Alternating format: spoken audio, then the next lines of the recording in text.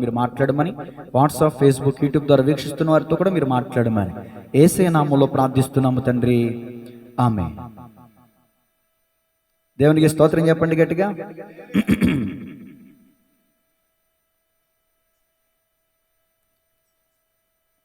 మన వాక్యదానాంశం ఏంటో చెప్పండి. పరమగీతం 1వ అధ్యాయం 6వ వచనంలో నుంచి ఎన్నో భాగం? పార్ట్ 5, 5వ భాగం. మరి ఏ పదాన్ని మనం ధ్యానిస్తున్నాం? కోపము అనే మాటను మనం మరలా నేను చెప్తాను, ఆయనకి చెప్పండి. నల్లని దాననని నన్ను చిన్న చూపులు చూడకుడి, నేను ఎండ తగిలిన దానను, నా సహోదరులు నా మీద కోపించి నన్ను ద్రాక్ష తోటకు కావలి కత్తిగా ఉంచిరి. అయితే నా సొంత తోటను నేను కాయకపోతిని. దేవునికి స్తోత్రం. చదవబడిన ఈ వచనంలో చిన్న చూపు అనే ప్రసంగం చేశాను, ఎండ అనే ప్రసంగం చేశాను, సహోదరులు అనే మాటకి ప్రసంగం చేశాను, అలాగే కోపం అనే మాటకి మొన్న వారం చెప్పగా మిగిలిన వాక్యాన్ని ఈరోజు చెప్పడానికి ఇష్టపడుతున్నాను. నా సహోదరులు నా మీద కోపించి. ఈ మాట ఎవరు చెప్తున్నారంటే షుల్లమితి చెప్తుంది. ఈ మాటలోకి వెళ్లే ముందు ఓ పల్లవి, ఓ చరణం పాడుకుని వాక్యంలోనికి వెళ్దాం. మాట్లాడు నా ప్రభువా, నాతో మాట్లాడు నా ప్రభువా. పాడాలి. మాట్లాడు నా ప్రభువా, నాతో మాట్లాడు నా ప్రభువా. నీ మాటలే జీవపు ఊటలు, నీ పలుకులే ప్రాణాధారాలు. నీ మాటలే జీవపు ఊటలు, నీ పలుకులే ప్రాణాధారాలు. మాట్లాడు నా ప్రభువా, నాతో మాట్లాడు నా ప్రభువా. సమరయ స్త్రీతో మాట్లాడావు, సకల పాపములు హరించావు. సమరయ స్త్రీతో మాట్లాడావు, సకల పాపములు హరించావు. జీవజలములు త్రావనిచ్చావు, జీవజలములు త్రావనిచ్చావు. జీవితమునే మార్చివేశావు, జీవితమునే మార్చివేశావు. మాట్లాడు నా ప్రభువా, నాతో మాట్లాడు నా ప్రభువా. మాట్లాడు నా ప్రభువా, నాతో మాట్లాడు నా ప్రభువా. హల్లెలూయా. వినండి జాగ్రత్తగా. షుల్లమితికి చెప్తున్నటువంటి మాట ఏంటంటే, నా సహోదరులు నా మీద కోపించి. ఎందుకు కోపించారు? సహోదరి అయినా తప్పు చేసిందా? ఏమైనా పొరపాటు చేసిందా? ఏమైనా అపరాధం చేసిందా? ఏం చేయలా. మరి ఎందుకు కారణం లేకుండా కోపించారంటే, ఈ షుల్లమితి కలిగి ఉన్న భక్తి జీవితాన్ని బట్టి, ఈ షుల్లమితి కలిగిన ఆత్మీయ స్థితిని బట్టి. ఈ సహోదరులు ఎలా ఉన్నారంటే ఆత్మీయతలో చల్లారిపోయిన స్థితిలో ఉన్నారు. ఆధ్యాత్మికమైన జీవితంలో పరిపక్వతలో చల్లారిపోయినటువంటి ఈ సహోదరులు ఆత్మయందు తీవ్రత కలిగినటువంటి షుల్లమితిని చూసి కోపగించుకుంటున్నారు. నాట నుంచి నేటి వరకు కూడా అదే జరుగుతుంది. ఇజ్రాయేలుల సంఘంలో అదే జరిగింది, నేటి సంఘంలో అదే జరిగింది, ప్రతి కుటుంబంలో అదే జరుగుతుంది, రేపు కూడా జరగబోయేదిదే. ఈ సంగతులు దృష్టాంతములుగా వారికి సంభవించి యుగాంతమందున్న మనకు బుద్ధి కలగడానికే ఈ సంగతులు రాయబడ్డాయి. కోపించిన సహోదరులు ఏమయ్యారు? కోపానికి గురైన షుల్లమితి ఏమైంది? కోపించినటువంటి సహోదరులు పతనమయ్యారు. కోపానికి గురైనటువంటి షుల్లమితి మౌనాన్ని వహించింది. షుల్లమితి దేవుని మీద ఆధారపడింది. ఆమె యేసయ్య రాకడలో ఎత్తబడింది. జరుగుతున్నది ఏంటో చెప్తున్నాను వినండి. మీలో నాలో చాలా మంది కోపిష్టి వాళ్ళు ఉండొచ్చు. మీకు కలిగే కోపం వల్ల మీకొచ్చే కీడేంటో తెలుసా? మీకొచ్చే నష్టం ఏంటో తెలుసా? మీరు కోల్పోయేదేంటో తెలుసా? ఇహమందు సాక్ష్యాన్ని కోల్పోతారు, పరమందు నిత్య జీవాన్ని కోల్పోతారు. కాబట్టి సహోదరులు ఐక్యత కలిగి ఉండాలి, సహోదరులు ప్రేమ కలిగి ఉండాలి. సహోదరుని చూచి వ్యర్థుడా అని చెప్పకూడదు. వ్యర్థుడా, అలాగే అతను మహాసభకులు అని అనేకమైన విషయాలు నేను చెప్పాను, మళ్ళీ చెప్పను. సహోదరులు సమాధానం కలిగి ఉండాలి, ప్రేమ కలిగి ఉండాలి, ఐక్యత కలిగి ఉండాలని చెప్పాను. ఈ ప్రేమ కలిగిన వారే దేవుని ఎరిగిన వాడు. ప్రేమ లేనివాడు దేవుని ఎరిగిన వాడు కాదు, దేవుని చూచిన వాడు కూడా కాదు. గత ఆదివారం 2 విషయాలు చెప్పాను, 10 చెప్తాను అన్నాను. ఎన్ని చెప్పాను? 2 చెప్పాను, టైం అయిపోయింది. మొట్టమొదటిగా ఎవరి గురించి చెప్పాను? కయీను, హేబేలు. నేను అడిగినప్పుడు మీరు చెప్పాలి ప్లీజ్. హేబేల్ మీద ఎవరు కోపడ్డారు? కయీను కోపడ్డాడు. కయీను కోపడ్డానికి గల కారణం ఏంటి? నవజీ చెప్పాలి. 100 రూపాయల ప్రశ్న. హేబేలు క్రియలు మంచివియో, కయీను క్రియలు చెడ్డవియో అయినందున హేబేలు మీద కోపడ్డాడు. సహోదరులు షులమితి మీద ఎందుకు కోపడ్డారంటే, ఈ సహోదరులు క్రియలు చెడ్డవియో, షులమితి క్రియలు మంచివియో కాబట్టి. నిన్నెవరైనా కోపగించుకున్నారంటే నువ్వు మంచోడువు కాబట్టి, షులమితి వంటి స్థాయిలో నువ్వు ఉన్నావు కాబట్టి సహోదరులు కోపడుతున్నారా? కోపడినాయి. ఎందాక కోపడతారు? కోపడినాయి. దేవుడు చూస్తాడు. కయీనుతో మాట్లాడినట్టు దేవుడు కూడా వాళ్ళతో మాట్లాడతాడు.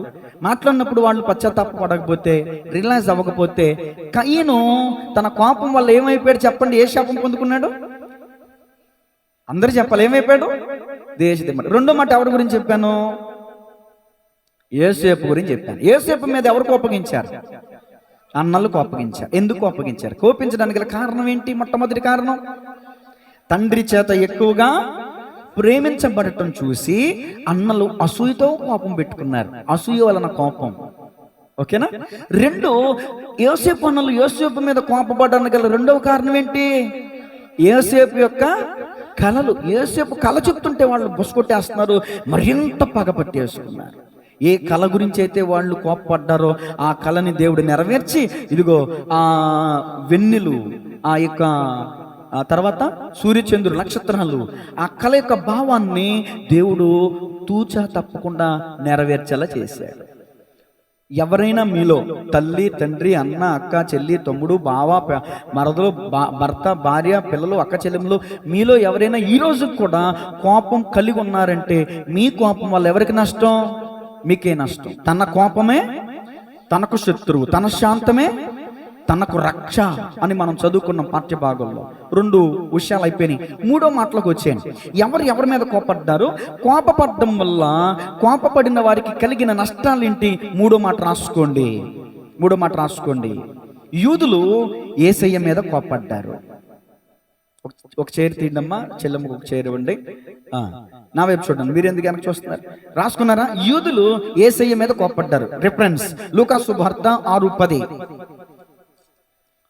మీకు ఉపద్ఘాతం అర్థమైతేనే వాక్యం అంతా అర్థమైంది అనుకుంటున్నాను. మరి ఎవరికైనా అర్థం కాకపోతే మళ్ళీ అడగని చెప్తాను. వారిని అందరినీ చుట్టూ కలయజొచ్చి నీ చేయి చాపమని వానితో చెప్పాను. వాడు ఆలోచన చేయగానే వాని చెయ్యి బాగుపడేను. అప్పుడు ఎవరు వారంటే యూదులు. ఆల్రెడీ మీకు ఇచ్చేసాను నేను ఆన్సర్. యూదులు. అప్పుడు వారు వెర్రి కోపముతో నిండుకొని యేసును ఏమి చేయుదుమా అని ఒకనితో ఒకడు మాట్లాడుకొనిరి. ఇప్పుడు నా వైపు చూడండి. యేసయ్య ఇక్కడ తప్పు చేశాడా, ఒప్పు చేశాడా? నాకు మీరు సమాధానం చెప్పకపోతే ఇక్కడే ఉంటాను నేను. యేసయ్య ఒక వ్యక్తిని బాగు చేశాడు, అది ఆ సందర్భం. చేయి చాపాడు, అది బాగుపడింది. ఓకేనా? మళ్ళీ అడుగుతున్నా చెప్పండి. యేసయ్య అక్కడ మంచి చేశాడా, తప్పు చేశాడా? బాగు చేశాడా, పాడు చేశాడా? మేలు చేశాడా, కీడు చేశాడా? మేలు చేసిన వారిని చూసి మనం ఏం చేయాలి? సంతోషించాలా, కోపగించుకోవాలా?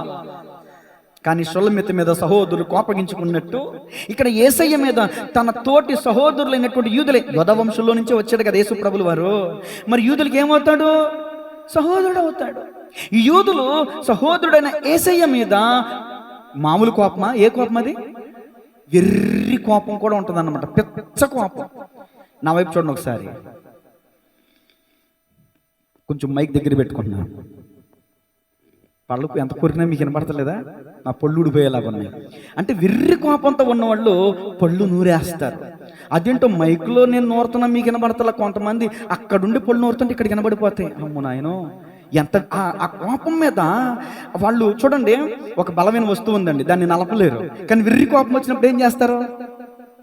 ఆ కోపంలో ఎక్కడ లేని బలం వచ్చేస్తుంది కొంతమందికి. పిచ్చ కోపం అనమాట, ఇర్రి కోపం. అంత పిచ్చ కోపం చూపించడానికి యూదులారా యేసయ్య ఏం చేశాడు? సత్క్రియలు చేశాడు. పాడైపోయినటువంటి చెయ్యిని బాగు చేశాడు, అనారోగ్యంతో ఉన్న చేతికి ఆరోగ్యాన్ని ఇచ్చాడు, దేవుడు మేలు చేశాడు కదా. ఈ రోజున క్రైస్తవ సంఘంలో అలాగే జరుగుతుంది. ఆనాటి ఇజ్రాయేలు సంఘం, నేటి సంఘం, రేపు కూడా జరిగేది అదే. ఎందుకు సహోదరుడు మరొక సహోదరుడి మీద కోపగించుకున్నాడంటే, ఇదిగో చైతు ప్రార్థన చేస్తే సంఘంలో అద్భుతం జరిగింది. ఏం జరిగింది? చైతు ఎవరో? చైతు ఎవరో? విశ్వాస పాస్టరా? విశ్వాస పాస్టరా? అప్పుడు తోటి విశ్వాసికి ఏం కలగాలి? అదేంట్రా, మన తోటి విశ్వాసి చైతు ప్రార్థన చేస్తే అమ్మో లేవలేనుడు నడిచి తిరిగేస్తున్నాడు, అద్భుతం జరిగింది, నేను కూడా తోటి విశ్వాసిని కదా, నేను కూడా ప్రార్థన చేసి బాగు చేసే స్థాయికి నేను రావాలి కదా అని ప్రయత్నించాలి.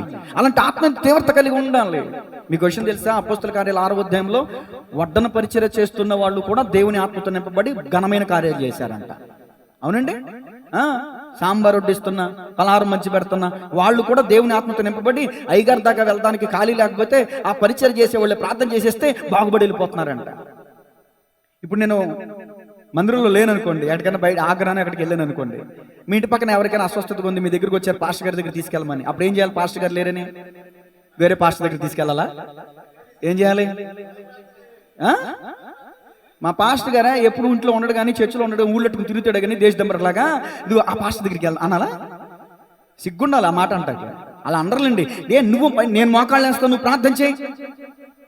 మనం ఎక్కడ ఇద్దరు ముగ్గురు కూడి నా నామములు ఏకీపిస్తారు వారి మధ్యలో ఆయన ఉంటానని సెలవిచ్చాడు. మన ఇద్దరం ప్రార్థన చేద్దాం. మోకాళ్ళే, నీ బలహీనత ఎందుకు పోద్దాం అని విశ్వాసం నువ్వు ఎందుకు చేయలేవు? ఆహా, నీకు చెయ్యెత్తే అతనిలో ఉన్న బలహీనత నీకు వచ్చేస్తుందని భయమా? అర్థమైందా? కొంతమంది చేతులు వేయడానికి కూడా భయపడతారు. అందుకని చూసారా, కొంతమంది బైబిల్ ఎట్టి ప్రార్థన చేస్తారు, అమ్మో ఈ బలహీనత మాకు రాకూడదు బాబాయ్ అంటే. నీకు అంత భయం ఎందుకు? దేవుడు మనకి పిరికి తరము కలిగిన ఆత్మను ఇయ్యలేదు, కానీ ఇంద్ర నిగ్రహము కలిగిన ఆత్మశక్తినే సేవకుని ద్వారా కాదు, సంఘంలో ఒక విశ్వాసి ద్వారా కార్యం జరిగినప్పుడు తోటి విశ్వాసి ఆనందించాలి, సంతోషించాలి. ఆ విశ్వాసం మీద కోపంతో మండిపడకూడదు. అతన్ని ఎలా చంపేద్దామా, అతన్ని మందిరంలోకి ఎలా రానివ్వకుండా చేద్దామా, అతని మీద లేని పుణ్యాలు ఎలా వేసేద్దామా, లేని పుణ్య అబండాలు ఎలా వేసేద్దామా. దైవజనుడితో కొంచెం అటాచ్డ్గా ఉంటే చాలు పలునూరెత్తారు కొంతమంది. దైవజనుడు 1కి 4 సార్లు పదే పదే నవీన్ పేరు ఎత్తుతున్నాడేంటి అని నవీన్ మీద పళ్ళు కొరికేస్తారు కొంతమంది. అంటే ఎప్పుడు ఏళ్ళ పేరే ఎత్తాలి, నవీన్ పేరు ఎత్తకూడదు. అర్థమైందన్నమాట. దైవజనుడు ఎవరన్నా ప్రేమిస్తున్నాడంటే, ఎవరి పేరైనా ఎక్కువగా మాట్లాడుతున్నాడంటే వాళ్ళు ఎక్కువగా అటాచ్డ్లో ఉన్నారు కాబట్టి, అంతే కదండి. దైవజనులు బాలసుందరయ్య గారు చెప్పారు కదా, ఉపాధ్యాయుడు ఏ స్టూడెంట్ని ఎక్కువగా ప్రేమిస్తాడు? డైలీ రెగ్యులర్గా వచ్చి స్టూడెంట్ని ప్రేమిస్తాడా? వారానికి ఒకసారి వచ్చి స్టూడెంట్ని ప్రేమిస్తాడా? మరి సేవకుడు మిమ్మల్ని ప్రేమించాలంటే వారం వారం రావాలా, నెలకొకసారి రావాలా? దేవునికి స్తోత్రం చెప్పండి గట్టిగా. మనం మాత్రం మార్చుకోం పద్ధతి, పాస్టర్ గారు మాత్రం మానుకోవాలి మాటలు. అలాంటి మాటలు మాట్లాడితే మేము మనం చెప్పకూడదు. సరే, నా సబ్జెక్ట్ ఏంటంటే, యూదులు యేసుక్రీస్తు ప్రభుల వారి మీద వెర్రి కోపముతో మండిపడ్డారంట. చూశారు అవకాశం, చూశారు. దొరికింది ఒక అవకాశం. ఏంటి అవకాశం? ఎవరి ద్వారా కలిగింది అవకాశం? ఇస్కరియోతు యూదా ద్వారా అవకాశం కలిగింది. ఎర్రేసారు, దాని పిచ్చి ఆ డబ్బు గాలం వేశారు, పడిపోయాడు. ఇదిగో పలానా చోటికి మేము ఉదయాన్నే పెందలకాడే ప్రార్థనకి వెళ్తాం, మీరు అందరూ వచ్చేయండి. అందరూ ఒకలాగానే ఉంటారుగా, మీ భాష, మీ మాట, మీ రూపం, మీ వస్త్రధారణ అందరూ ఒకలాగానే ఉంటారుగా, మేము ఎలా గుర్తించాలి యేసు అంటే ఎవరు అని అడిగారు. అతను అన్నాడు, నేను వెళ్ళి యేసుక్రీస్తు ప్రభువులకి ముద్దు పెడతాను, నేను ఎవరినైతే ముద్దు పెట్టుకున్నానో అతనే యేసుని మీరు గుర్తించండి అని ఒక ఆనువాలు కూడా ఇచ్చి ఆ తోటలోనికి, గెత్సెమనే తోటలో ప్రార్థన చేసుకుంటున్న ఆ స్థలానికి ఆ శత్రు అధికారులందరినీ తీసుకొచ్చాడు, సైనికులందరినీ తీసుకొచ్చాడు. ఆ సైన్యాధికారులందరూ కూడా చూడండి ఆ కత్తులు గుదులు పట్టుకుని వచ్చారు. నేను ఆ సందర్భం అంతా చెప్పను కానీ, ఇస్కరియోతు యూదా ముద్దు పెట్టి యేసయ్యని అప్పగించేశాడు. సహోదరుడే కదా ఒక లెక్కేసుకుంటే, ఆత్మీయ కుమారుడు తర్వాత విషయం. సహోదరుడే కదా, సహోదరుడు ఏం చేసాడంట? అప్పగించేసాడంట. దేనికి?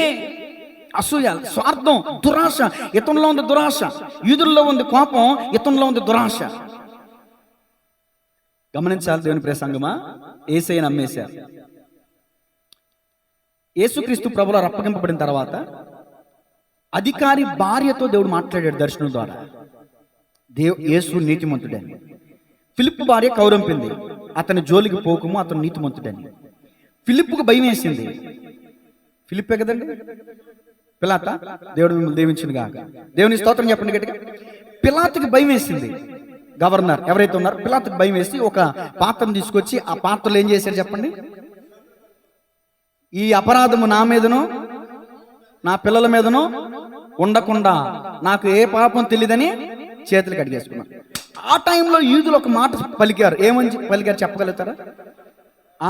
ఇది కదా, నువ్వు చేతులు కడిగేసుకున్నావు, మాకంతా అనవసరం, మాకు యేసుని సిలువకు అప్పగించు, మాకు బర్నబాని అప్పగించు, బర్నబానే మాకు కావాలి, యేసయ్య మాకొద్దు అని. అప్పుడు వీళ్ళేం పలికారంటే యూదులు, ఇదిగో ఆ యేసుని రక్తం, ఆ నీతిమంతుని రక్తం మా మీదనో మా పిల్లల మీదనో ఉండునుగా కానీ పలికేశారు. యేసుక్రీస్తు ప్రభుల వారు ఆయన చరిత్ర అయింది సరే. తర్వాత విషయం చెప్పనా? యేసుక్రీస్తు ప్రభుల పునరుద్ధరణి తిరిగి వెళ్ళిపోయాడు. చక్కగా సంఘం వ్యాప్తి చెందుతుంది. తర్వాత కొంతకాలానికి నిరో చక్రవర్తి కాలంలో, నిరో, టైటస్ వంటి భయంకరమైన చక్రవర్తుల కాలంలో ఏం జరిగిందో తెలుసా? యూదుల్ని ఓచకోత కోసేశారు. భయంకరంగా రక్తం ఏరులై పారింది. వాళ్ళు పెట్టుకున్న శాపం వాళ్ళ మీద అనుభవించారండి. యేసుక్రీస్తును కోపగించుకున్న కారణంగా వాళ్ళు వాళ్ళ వంశంలో నుంచే వచ్చినటువంటి రక్షకుని తృణీకరించారు, రక్షణను పోగొట్టుకున్నారు. దేవుని ప్రియ సంఘమా, నువ్వు నీ సహోదరుని మీద కోపడ్డావా? కళ్ళు మూసి ఎవరు బైబిల్ అన్నది వాక్యం అన్నది, కళ్ళు తెరిసే వినాలి. నీ సహోదరుడి మీద, నీ తోటి విశ్వాసం మీద, నీ తోటి సేవకుని మీద నువ్వు కోపం పెట్టుకున్నావా? నువ్వు బాప్తీసం తీసుకుని నీ పాపాలు ఒప్పుకుని విడిచిపెట్టబడి బలలో పాలు పంపులు పొందుతున్న నీవు రక్షణ అనుభవాన్ని కోల్పోతావు, రక్షణ భాగ్యాన్ని కోల్పోతావు. మీకు ఉదాహరణ చెప్తాను వినండి. దేవుని ఆత్మాభిషిక్తుడైనటువంటి దావీదు బెత్షెబతో పాపం చేశాడు. పాపం చేసిన తర్వాత పడి ఏడుస్తున్నాడు. ఏడుస్తూ చిన్న ప్రార్థన చేశాడు. అయ్యా, హిస్సోపుతో నన్ను కడుగు, ఇదిగో హిమము కంటే తెల్లగా నన్ను మార్చు, ఇదిగో నీ రక్షణ ఆనందం మరలా నాకు పుట్టించు. అంటే ఆల్రెడీ అతనికి ఏం పోయింది? రక్షణ ఆనందం పోయింది. నువ్వు నీ తోటి సహోదరుడి మీద కావచ్చు, రక్త సంబంధి కావచ్చు, తోడబుట్టిన అన్న కావచ్చు, అక్క కావచ్చు, చెల్లి కావచ్చు, భర్త కావచ్చు, మరిది కావచ్చు, ఎవరైనా కావచ్చు, నువ్వు రక్షింపబడిన నీవు, రక్తం ద్వారా కడగబడిన నీవు, పరిశుద్ధపరచబడిన నీవు, నీ తోటి వారి మీద అలాంటి అసూయతో కూడిన కోపం గనక నీ హృదయంలో ఉంటే నువ్వు రక్షణ పొందుకోలేని వ్యక్తివే. రక్షణను కోల్పోతావు. జాగ్రత్త, తస్మస్ జాగ్రత్త. కోపడమాకండి. 2 వారాలు మాట్లాడుతున్నాడు దేవుడు, 1 వారం కూడా కాదు, 2 వారాలు మాట్లాడుతున్నాడు దేవుడు. రక్షణ పోగొట్టుకుంటావు. 3వ మాట అయిపోయింది. 4వ మాటలకు వచ్చాయి. 4వ మాట, సంఘకాలంలో, అపోస్తుల కాలంలో, యేసుక్రీస్తు ప్రభువుల ఆరోహణమైన తర్వాత సంఘకాలం అంటారు దాన్ని, అపోస్తుల కాలం. రాసుకోండి టైటిల్. సంఘకాలంలో అనేక మంది భక్తులను ఆ సంఘంలోని వారే పగబట్టి చంపిరి. ఆ సంఘంలోని వాళ్ళు, పక్క సంఘం కూడా కాదంట, ఆ సంఘంలోని వారే పగబట్టి చంపిరి. ఉదాహరణ, ఎగ్జాంపుల్, కొరింథీయులకు రాసిన 2వ పత్రిక, టైటిల్ చెప్పనా? సంఘకాలంలో అనేక మంది భక్తులను ఆ సంఘంలోని వారే పగబట్టి చంపిరి. కొరింథీయులకు రాసిన 2వ పత్రిక 11:26. కొంచెం నాకు అందించండి గబగబా. ఈరోజు అనేక పర్యాయములు ఆపదలలోను, దొంగల వలన ఆపదలలోను, నా స్వజనులైన ఆపదలలోను, అన్యజనుల వలన ఆపదలలోను, అరణ్యముల ఆపదలలోను, సముద్రముల ఆపదలలోను. ఏ సహోదరులంట? ఎవరిళ్ళు? సంఘంలోని వాళ్ళే.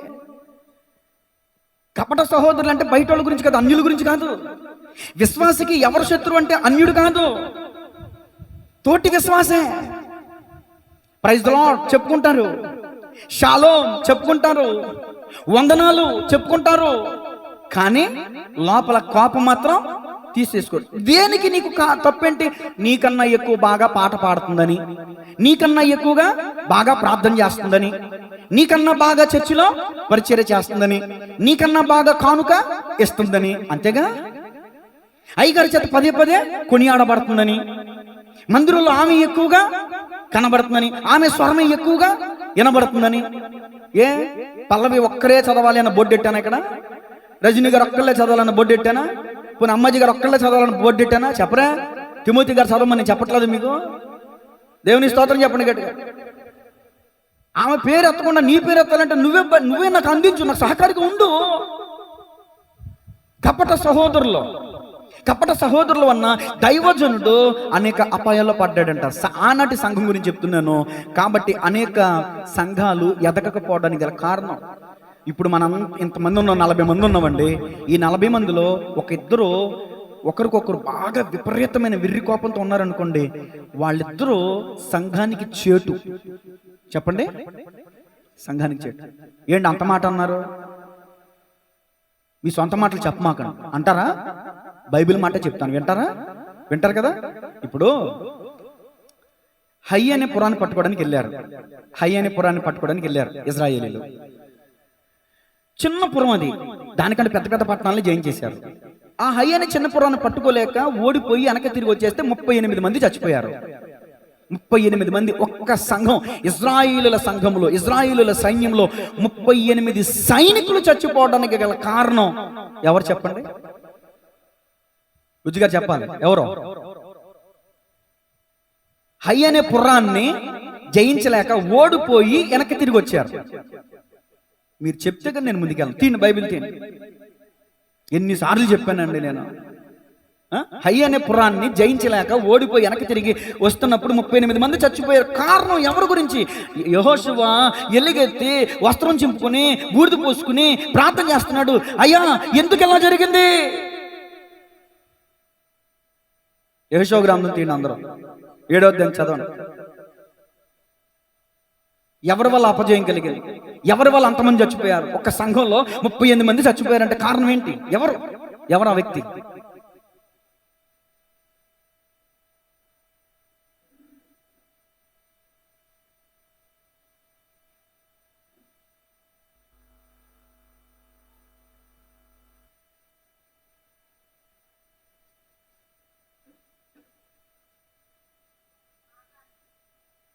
ఎన్నిసార్లు చెప్పాను నేను? ఎన్నిసార్లు చెప్పాను? ఒక్కరు చెప్పలేకపోయారేంటి? మీ దృష్టి అంతా ఎక్కడుంది? ఎండి చేపల మీద ఉందా? ఎండ వస్తుంది అని ఎండబెట్టి వచ్చి వాన వచ్చేస్తుందని, బట్టలు తడిసిపోతాయని. చెప్పండి, తప్పు చేసింది అక్కడ ఎంతమంది? ఒక్కడేనా? ఎంతమంది చచ్చిపోయారు? సంఘంలో ఒక్కడు తప్పు చేస్తే ఎవరి మీదకి వస్తుంది శాపం? సంఘం అందరి మీదకి వస్తుంది. కృపామనిషి సంఘంలో నువ్వు ఒక్కడివి కోపిష్టుడుగా ఉంటే నీ ఒక్కడి వల్ల సంఘం అభివృద్ధి చెందదు.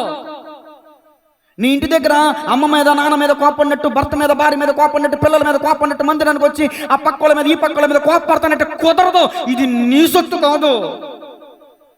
ఇంటి దగ్గర ఉన్నట్టు మందిరంలో ఉంటానంటే కుదరదు. పప్పులు ఉడకో. బలమైన మాట చెప్పనా? ఈ సంఘం ఎవరిదో? క్రీస్తు తన స్వరక్తమిచ్చి సంపాదించాడు సంఘం. గట్టిగా చప్పలు కొడుతూ ప్రభునామమున మహిమపడతా. ఆయన తన స్వరక్తమిచ్చి సంపాదిస్తే, నిన్నగాక మొన్న ఎవరో కొత్తగా వస్తే వాళ్ళ మీద నువ్వు కోపడ్డా వాళ్ళు బాధపడి వెళ్ళిపోయారు. నిన్ను లెక్కలోకి తీసుకుంటాడు దేవుడు. జాగ్రత్త. ఇల్లు అనుకున్నావా అంటాడు దేవుడు. అంటాడు ఇంట్లో వాళ్ళ మీద కోపడుతున్నట్టు మందిరంలోకి వచ్చి మందిరంలో సేవకుని మీద విశ్వాసం మీద కోపడతానంటే జాగ్రత్త, నువ్వు పాపం చేస్తున్నావు, నువ్వు తీర్పులోనికి వెళ్తావు. కపట సహోదరులుగా ఉండకూడదు మనం. సహోదరుల మధ్యలో కపటం ఎందుకు ఉండాలి అసలు? కపటం అంటే మోసం. కౌగిలించుకుంటారు, వెనకాల చేత్తో పొడి చేస్తారు. అది కపటం అంటే. నోటితో తీయని ముద్దులు పెడతారు. చూడండి, నోటి కత్తిపోటి మాటలు వంటి పలుకు చంపేసేవాళ్ళు కూడా వాళ్ళే. మన ముందు ఒక మాట, మనకి వెనకాల ఒక మాట. అదే కపటం అంటే. కపటమైన సహోదరులు లోకంలో అన్యులు ఉన్నారంటే అనుకోవచ్చు. వాళ్ళే భయపడుతున్నారండి. అమ్మో మీ దేవుడు పరిశుద్ధుడు, దేవుడు నమ్ముకుంటే అబద్ధాలు ఆడకూడదంటగా, బూతులు మాట్లాడకూడదంటగా. ఈ మాటలు అన్యులు మాట్లాడుతున్నారు. సిగ్గుండాలి మనకి. అన్యులకున్న భయం ఈ రోజున క్రైస్తవులకు లేదు సుమా. కోపం మానుకోరా దయచేసి, కోపం మానుకొనము, ఆగ్రహం విడిచిపెట్టము, అది కీడుకే కారణం. ఎన్నిసార్లు చెప్తున్నాడు దైవజనుడు వాక్యము ద్వారా. ఇంకా నువ్వు కోపడతానే ఉంటే జాగ్రత్త. మరలా చెప్తున్నాడు దేవుడు, ఇదిగో కపట సహోదరులుగా ఉండొద్దు, కోపిష్ఠులుగా ఉండొద్దు. దేవుని స్తోత్రం చెప్పండి గట్టిగా. 5వ మాట రాసుకోండి. రాజధికారం కలిగిన వ్యక్తులు, మతాధికారులు మార్టిన్ లూథర్ మీద కోపించారు. అధికారులు అంటే పొలిటీషియన్ అన్నమాట. రాజ్య అధికారులు, మతాధికారులు. మన క్రిస్టియానిటీలో మతాధికారులు ఉంటారు చూసారా, నేను ఆ పేర్లు చెప్పకూడదు, మీకు తెలుసు. పోయిన ఆదివారం నేను ఈ విషయం చెప్తానేమోనని పోయిన ఆదివారమే మార్టిన్ లూథర్ గారి చరిత్ర 2 ఫోటోలు పెట్టాను మీకు. నేను చదువుకోండి, నేను కొంత వివరణ ఇస్తా.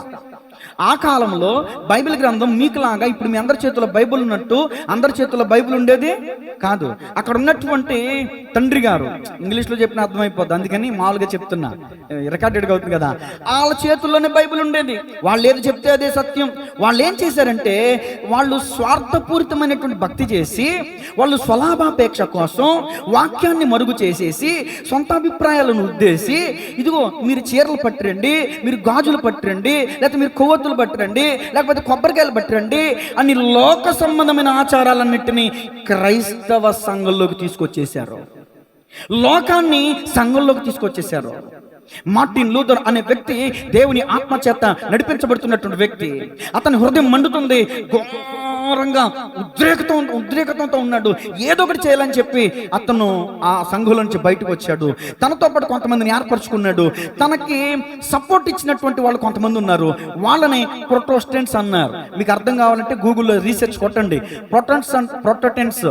ప్రొటెస్టెంట్స్ అంటే ఎవరు అని కొట్టండి. వాళ్ళు ఏం చేశారు అనేది మొత్తం క్లారిటీగా వచ్చేస్తుంది. నేను క్లుప్తంగా ఒక మాటలో చెప్తున్నా. వాళ్ళు ఏం చేశారంటే సంఘ సంస్కరణ చేశారు. చెప్పండి, ఏం చేశారు? ఇప్పుడు మనం తెలుగు పాటలు చదువుకున్నాం. వీరేశలింగం పంతులు గారు, ఇంకా కొంతమంది తెలుగు పండితులకు చెప్పండి, రాజా రామ్మోహన్ రాయ్ గారు ఏం చేశారు? వీళ్ళు సతీ సహగమనాన్ని నిషేధించారు. అవునా?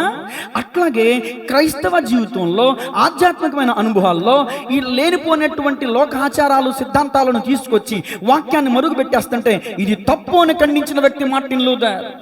దేవుని ఆత్మతో నింపబడి ఆత్మావేశంతో లేచి నిలబడి ఇది తప్పు, ప్రతి ఒక్కరి చేతుల్లో పుస్తకం ఉండాలి, బైబిల్ ఉండాలి, ప్రతి ఒక్కరు చదవాలి, ప్రతి ఒక్కరు దేవుని సత్యాన్ని తెలుసుకోవాలని ఎదురు తిరిగిన వ్యక్తి. అందుకనే ఆత్మీయ సంఘములంటే నామకార్థమైన సంఘములకి ఎప్పుడు కోపమే. ఈ నామకార్థకులకు ఇప్పుడు కోపం వచ్చింది. ఏమని ముద్రేశారో తెలుసా? మార్టిన్ లూథర్ ఒక దొంగ అని ముద్రేశారు. మార్టిన్ లూథర్ని చంపడానికి రాజ్యాధికారుల సహాయాన్ని కూడా తీసుకున్నారు. మార్టిన్ లూథర్ మీద కోపగించుకున్నారు ఆ దినాల్లో. దేవుని స్తోత్రం చెప్పండి గట్టిగా. ఎందుకు సహోదరులు షొలమితి మీద కోపగించుకున్నారంటే వాళ్ళ క్రియలు చెడ్డవియో, షొలమితి క్రియలు మంచివి. షొలమితి అంటే ఎత్తబడే సంఘానికి సాదృశ్యం. దేవుని స్తోత్రం చెప్పండి గట్టిగా. ఇప్పుడు 6వ మాట రాసుకోండి. పరిశుద్ధ గ్రంథంలో ఇంకా ఎవరు కోపించారో, కోపం వల్ల వాళ్ళకి కలిగిన నష్టాలేంటో చెప్తున్నారు. ఇప్పటికీ మీరు మీ హృదయంలో కోపాన్ని తీసుకోకపోతే భయంకరంగా నష్టపోతారు. జాగ్రత్త. ఆదికాండం 49వ అధ్యాయం 6వ వచనం చదవండి. ఇక్కడ మరొక సహోదరులు కోపడ్డారు. ఆదికాండం 49, 6, 7. నా ప్రాణమా వారి ఆలోచనలో చేరవద్దు, నా ఘనమా అదిగో వారి సంఘముతో ఎందుకు కలుసుకోకూడదు? ఆ సంఘం తర్వాత ఉంటుంది చూడండి. అదిగో వారు కోపం వచ్చి మనుషులను చంపిరి, తమ స్వేచ్ఛ చేత ఎద్దుల గుదికాలి నరములను తెగ్గొట్టిరి.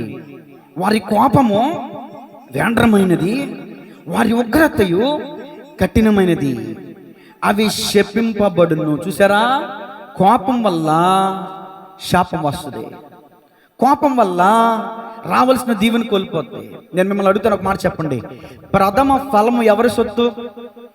దేవుని సొత్తు కదా. ఇజ్రాయేలీలో నుంచి దేవుడు రావాలి, యేసు ప్రభువు రావాలి. యాకోబుకి ఎంతమంది పిల్లలు? 12 మంది పిల్లలు, ఒక సహోదరి. ఓకే. యేసుక్రీస్తు ప్రభుల వారు జ్యేష్ఠుల్లో నుంచి రావాలి. ఎవరిలో నుంచి రావాలి? జ్యేష్ఠుల్లో నుంచి రావాలి. మరి రూబేను వంశంలో నుంచి యేసుక్రీస్తు ప్రభుల వారు ఎందుకు రాలేదో చెప్పండి.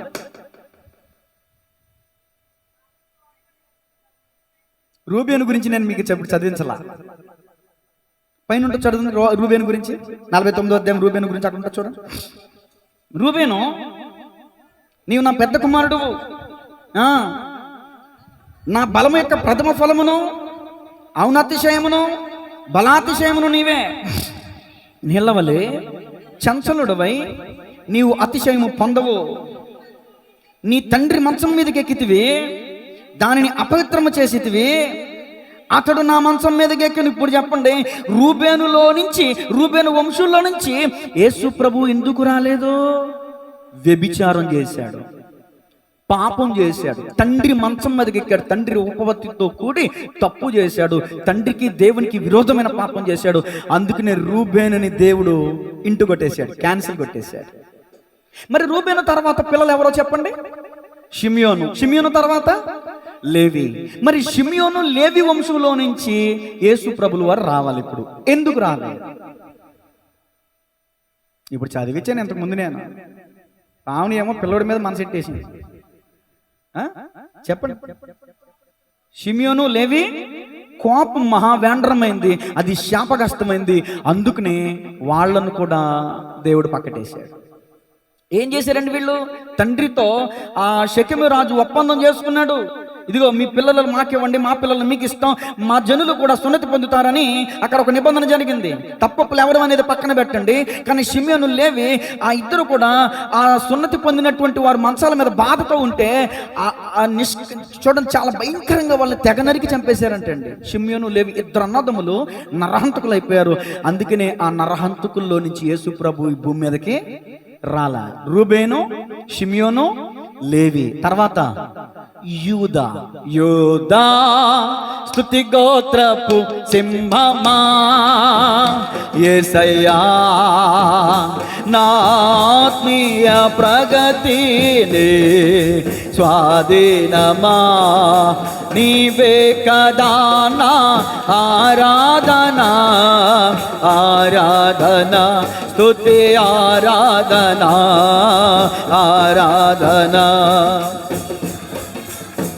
హల్లెలూయా.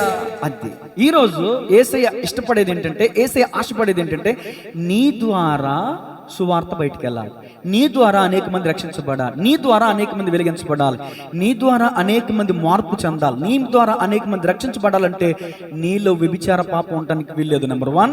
నెంబర్ 2, కోపం అనే పాపం ఉండటానికి వీల్లేదు. కోపిష్టోళ్ళు ఎవరికైనా సువార్త చెప్తే వింటారా? ముందు నిన్ను చూసుకోరా అంటారంటండి. ఇప్పుడు నాకు బోడుగుండు ఉందండి, నేను సంత మార్కెట్లో కూర్చుని అమ్మలారా అక్కలారా ఈ మూలికను కొనుక్కోండి, మీ జుట్టు ఒత్తిగా పెరిగిపోద్ది అంట. నా నెత్తి మీద ఏముంది? ఉందా ఇక్కడ? ఇది మీరు కొనుక్కుని వాడండి, మీ జుట్టు విస్తారంగా పెరిగి. ఎవడన్నా నమ్ముతాడా? ఎవడన్నా కొంటాడా? ఏ నవీన్ లాంటి వాళ్ళు, ఏ మనోజ్ లాంటి వాళ్ళు వెళ్ళి ఈ జుట్టు మీకు ఇలా పెరగాలంటే ఇది కొనండి అంటే కొంటారు. మనోజ్కి చూడండి ఎంత జుట్టు ఉందో. నవీన్ అమ్మితే, మనోజ్ అమ్మితే కొంటారు, బట్టదలోడు అమ్మితే. ఎవరో కూడా రక్షణ సువార్తను ఇతరులు ప్రకటిస్తున్నప్పుడు వాళ్ళు యాక్సెప్ట్ చేయాలంటే ముందు నీలో ఆ తప్పు ఉండకూడదు, నువ్వు ముందు సరి చేయబడాలి. దేవునికి స్తోత్రం చెప్పండి గట్టిగా. సరే, ఎన్ని విషయాలు అయిపోయినాయి? 5 విషయాలు అయిపోయినాయి. 6వ మాట ఆదికాండం అయిపోయి 6వ మాట అయిపోయింది. 7వ మాట రాసుకోండి. సౌలు కోపం. ఇంతకుముందు షిమియోను లేవి కోపం, ఇప్పుడు సౌలు కోపం. సమూయేలు మొదటి గ్రంథం 18వ అధ్యాయం 8వ వచనం చదవండి. సమూయేలు మొదటి గ్రంథం 18వ అధ్యాయం 8వ వచనం. అమ్మా, ఉండనందున ఏ కోపం అంట? యూదులు యేసు ప్రభు మీద వెర్రి కోపం చూపించారంట. షిమియోను లేవి యొక్క కోపం వేండ్రమైందంట. మరి సౌలు కోపం ఎలాంటిదంట? బహు కోపం అంట. ఎన్ని కోపాలు ఉన్నాయి నాయనో, ఇంకా లోతుకెళ్తే బలే వస్తాయి పాపాలు. చదువమ్మా. 10,000 కొలదనియు నాకు 1,000 కొలదనియు స్తుతిలు పాడిరే, రాజ్యము తప్ప. దేవునికి స్తోత్రం చెప్పండి.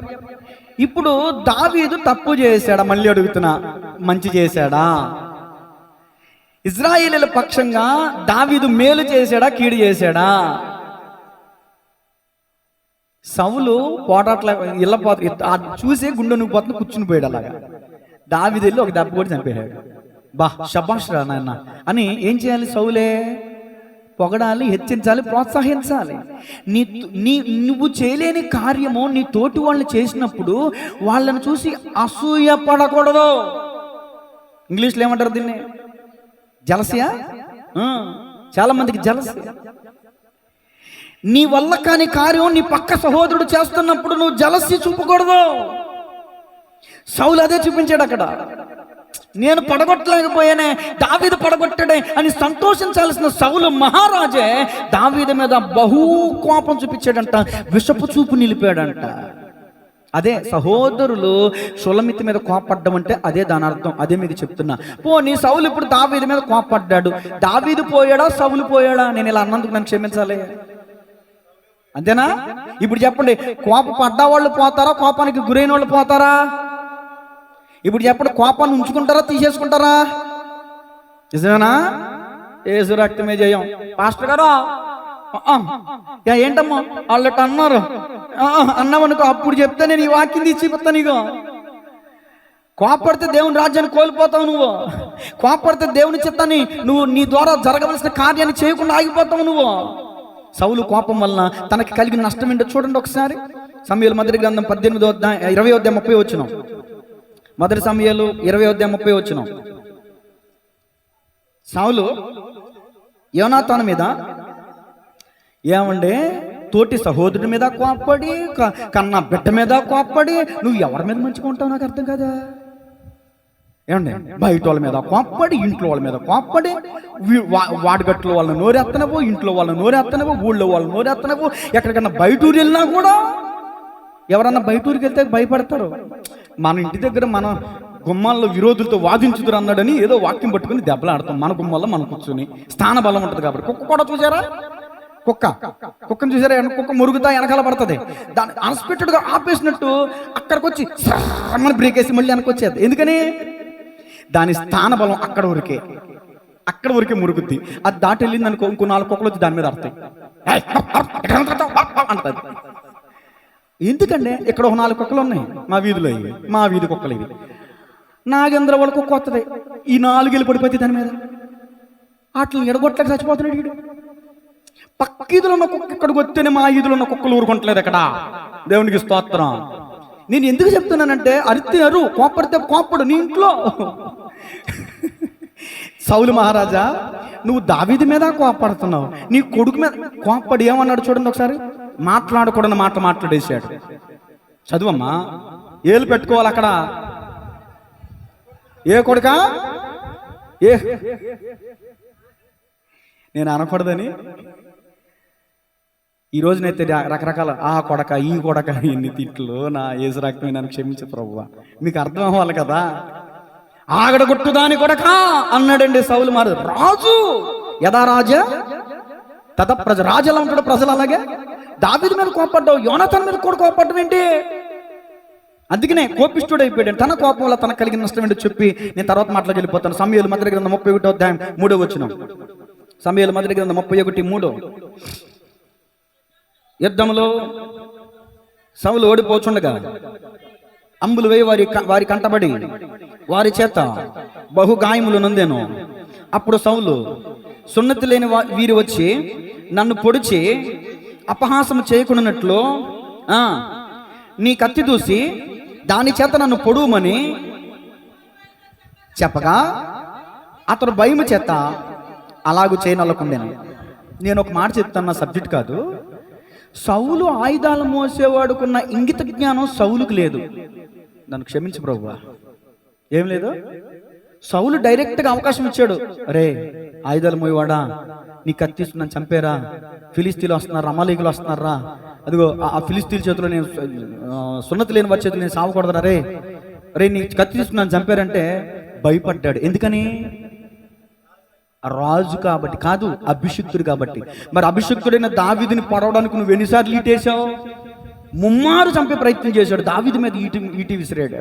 కోపం పాపం చేసే ప్రయత్నం చేస్తుంది, సహోదరుని చంపే ప్రయత్నం చేస్తుంది. కోపంలో తుచ్చమైన మాటలు వస్తాయి, వ్యర్థమైన మాటలు వస్తాయి, బూతు మాటలు వస్తాయి, ఎక్కలేని మాటలు వస్తాయి. కోపం తగ్గిపోయి కనిపిస్తుంది. ఒకసారి నేనేనా ఆ మాట అన్నానా, అమ్మో అయ్యో నా జీవితంలో ఎప్పుడు అలాంటి మాటలేనా. కోపంలో ఉన్నప్పుడు వస్తాయిలే, నీ ఒరిజినాలిటీ బయటకు వస్తుందే.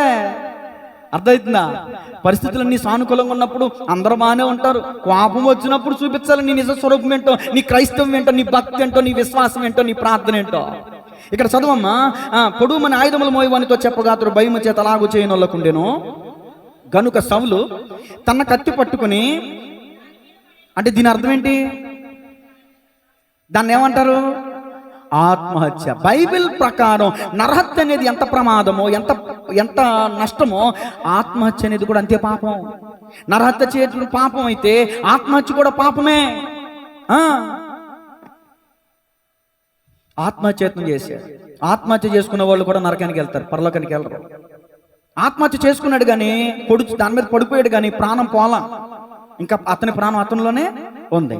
అప్పుడు ఏం జరిగింది? ఇక్కడ ఉండదు, పక్క పేజీ తిప్పండి. 2 సమూయేలు 1:6 గిల్బోవ పర్వతమునకు నేను అకస్మాత్తుగా వచ్చినప్పుడు సౌలు తన ఈటి మీద ఆనుకుని ఉండెను. అతడు రథములను రౌతులను తనను వెనువెంట తగులుచుండుట చూచి వెనుక తిరిగి నన్ను కనుగొని పిలిచెను.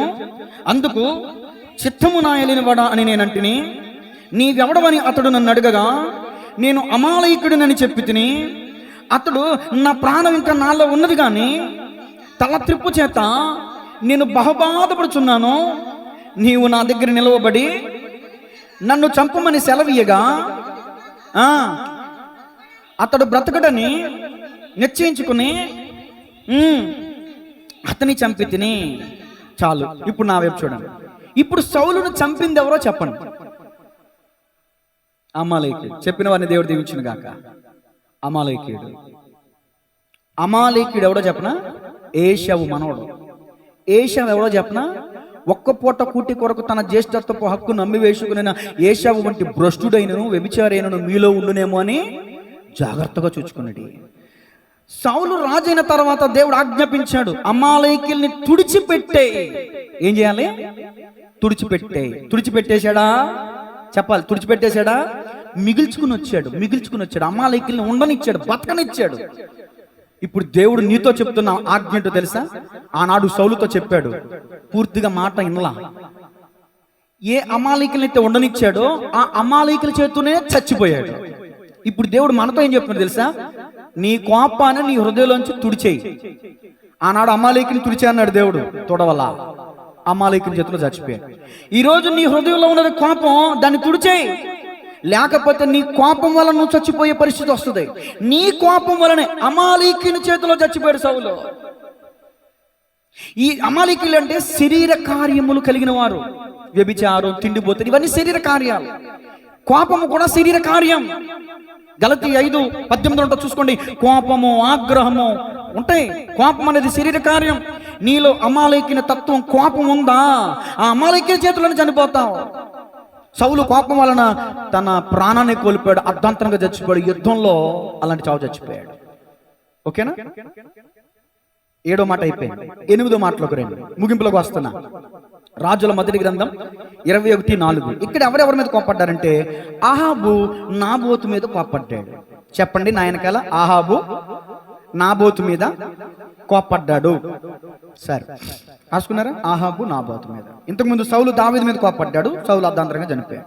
షిమ్యోను లేవి ఇతర సహోదరుల మీద కోపడ్డారు, వాళ్ళలో నుంచి యేసయ్య రావటానికి నిరాకరించారు.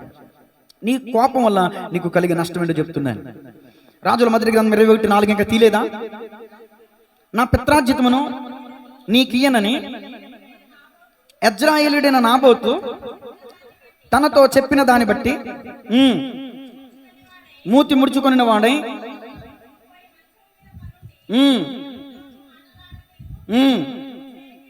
దేవునికి స్తోత్రం చెప్పండి గట్టిగా. నా పిత్రార్జితము నీకియ్యనని యెజ్రెయేలీయుడైన నాబోతు తనతో చెప్పిన దాన్ని బట్టి అహాబు మూతి ముడుచుకుని వాడై కోపముతో ఎలా వెళ్ళాడంట నగరికి? నోట్ దిస్ పాయింట్, మన సబ్జెక్ట్ ఇదే. ఇక్కడ నాబోతు మీద అహాబు కోపగించుకోవడానికి అసలైన మంచి కారణం ఏదన్నా ఉందా? ఇప్పుడు నాకు 3 సెంట్లు దొడ్డు ఉంది, ఏమండి, అది మీరు వచ్చి నన్ను అడిగారు, నాకు అవసరమైతే నేను ఇస్తా, నాకు అవసరం లేకపోతే నేను అమ్మను. ఏం చేస్తారు మీరు? కోపం తెచ్చుకుంటారా? దొంగలు నెట్టి దాన్ని ఏమంటారు, డబ్బులు సెటిల్మెంట్ చేసి గుండలు పెట్టించి చంపేస్తారా? ఏంటంటే 3 సెంట్లు తల చంపించేస్తారా గుండాలు అంటించి అబద్ధ సాక్ష్యాలు పెట్టించి మీ దగ్గరకు వచ్చాను, మీ పిత్రార్జితం మీ తాత ముత్తాతల నుంచి వారసత్వంగా మీకు వస్తుంది పిత్రార్జితం, అప్పైనా చేస్తున్నారు కానీ దాన్ని మాత్రం అమ్ముకుంటా. ఎందుకంటే మా పిత్రార్జితం. బుద్ధున్నవాడు ఎవడో పిత్రార్జితాన్ని అమ్ముకోడు. అర్థమవుతుందండి? బుద్ధున్నవాడు ఎవడో పిత్రార్జితాన్ని ఎలా చెప్పగలంటే ఇది నాబోతు అలాంటి వాడు పిత్రార్జితం మీద తన ఆశ, తన కోరిక, లేకపోతే తన ప్రాణం పెట్టుకున్నాడు. ఇది నా తాత ముత్తాతల నుంచి వస్తుంది పిత్రార్జితం అంటే, అది పితరుల నుంచి వారసత్వం నుంచి వచ్చేదాన్ని పిత్రార్జితం అంటారు. ఈ రాజు కన్ను అతని మీద పడింది. చాలా మంది భూ కబ్జాలు చేశారు అని టీవీలో న్యూస్ మనం వింటలేదా? వాళ్ళ అమ్మని అంటే వీళ్ళ పేరెట్టేసుకున్నారు, ఎదురు తిరిగితే గుండెలెట్టి చంపేస్తున్నారు. ఆ పక్కలు అన్నారు, అమ్మో ఆడి పేరు మీద నీ గ్రౌండ్లో తమ్మం పాతాడా, ఇక నువ్వు వెళ్ళి కాలు బేరమడి ఎంతైతే అంత తీసుకుని వచ్చేయి, మారు మాట్లాడమాక, అంతకుముందు ఏమన్నా చంపేశాడు నిన్ను కూడా చంపేస్తాడు. ఇలాంటి వీడియోలు మనం వింటున్నావా నేటి కాలంలో కూడా? అది సేమ్ అలాగే జరిగింది.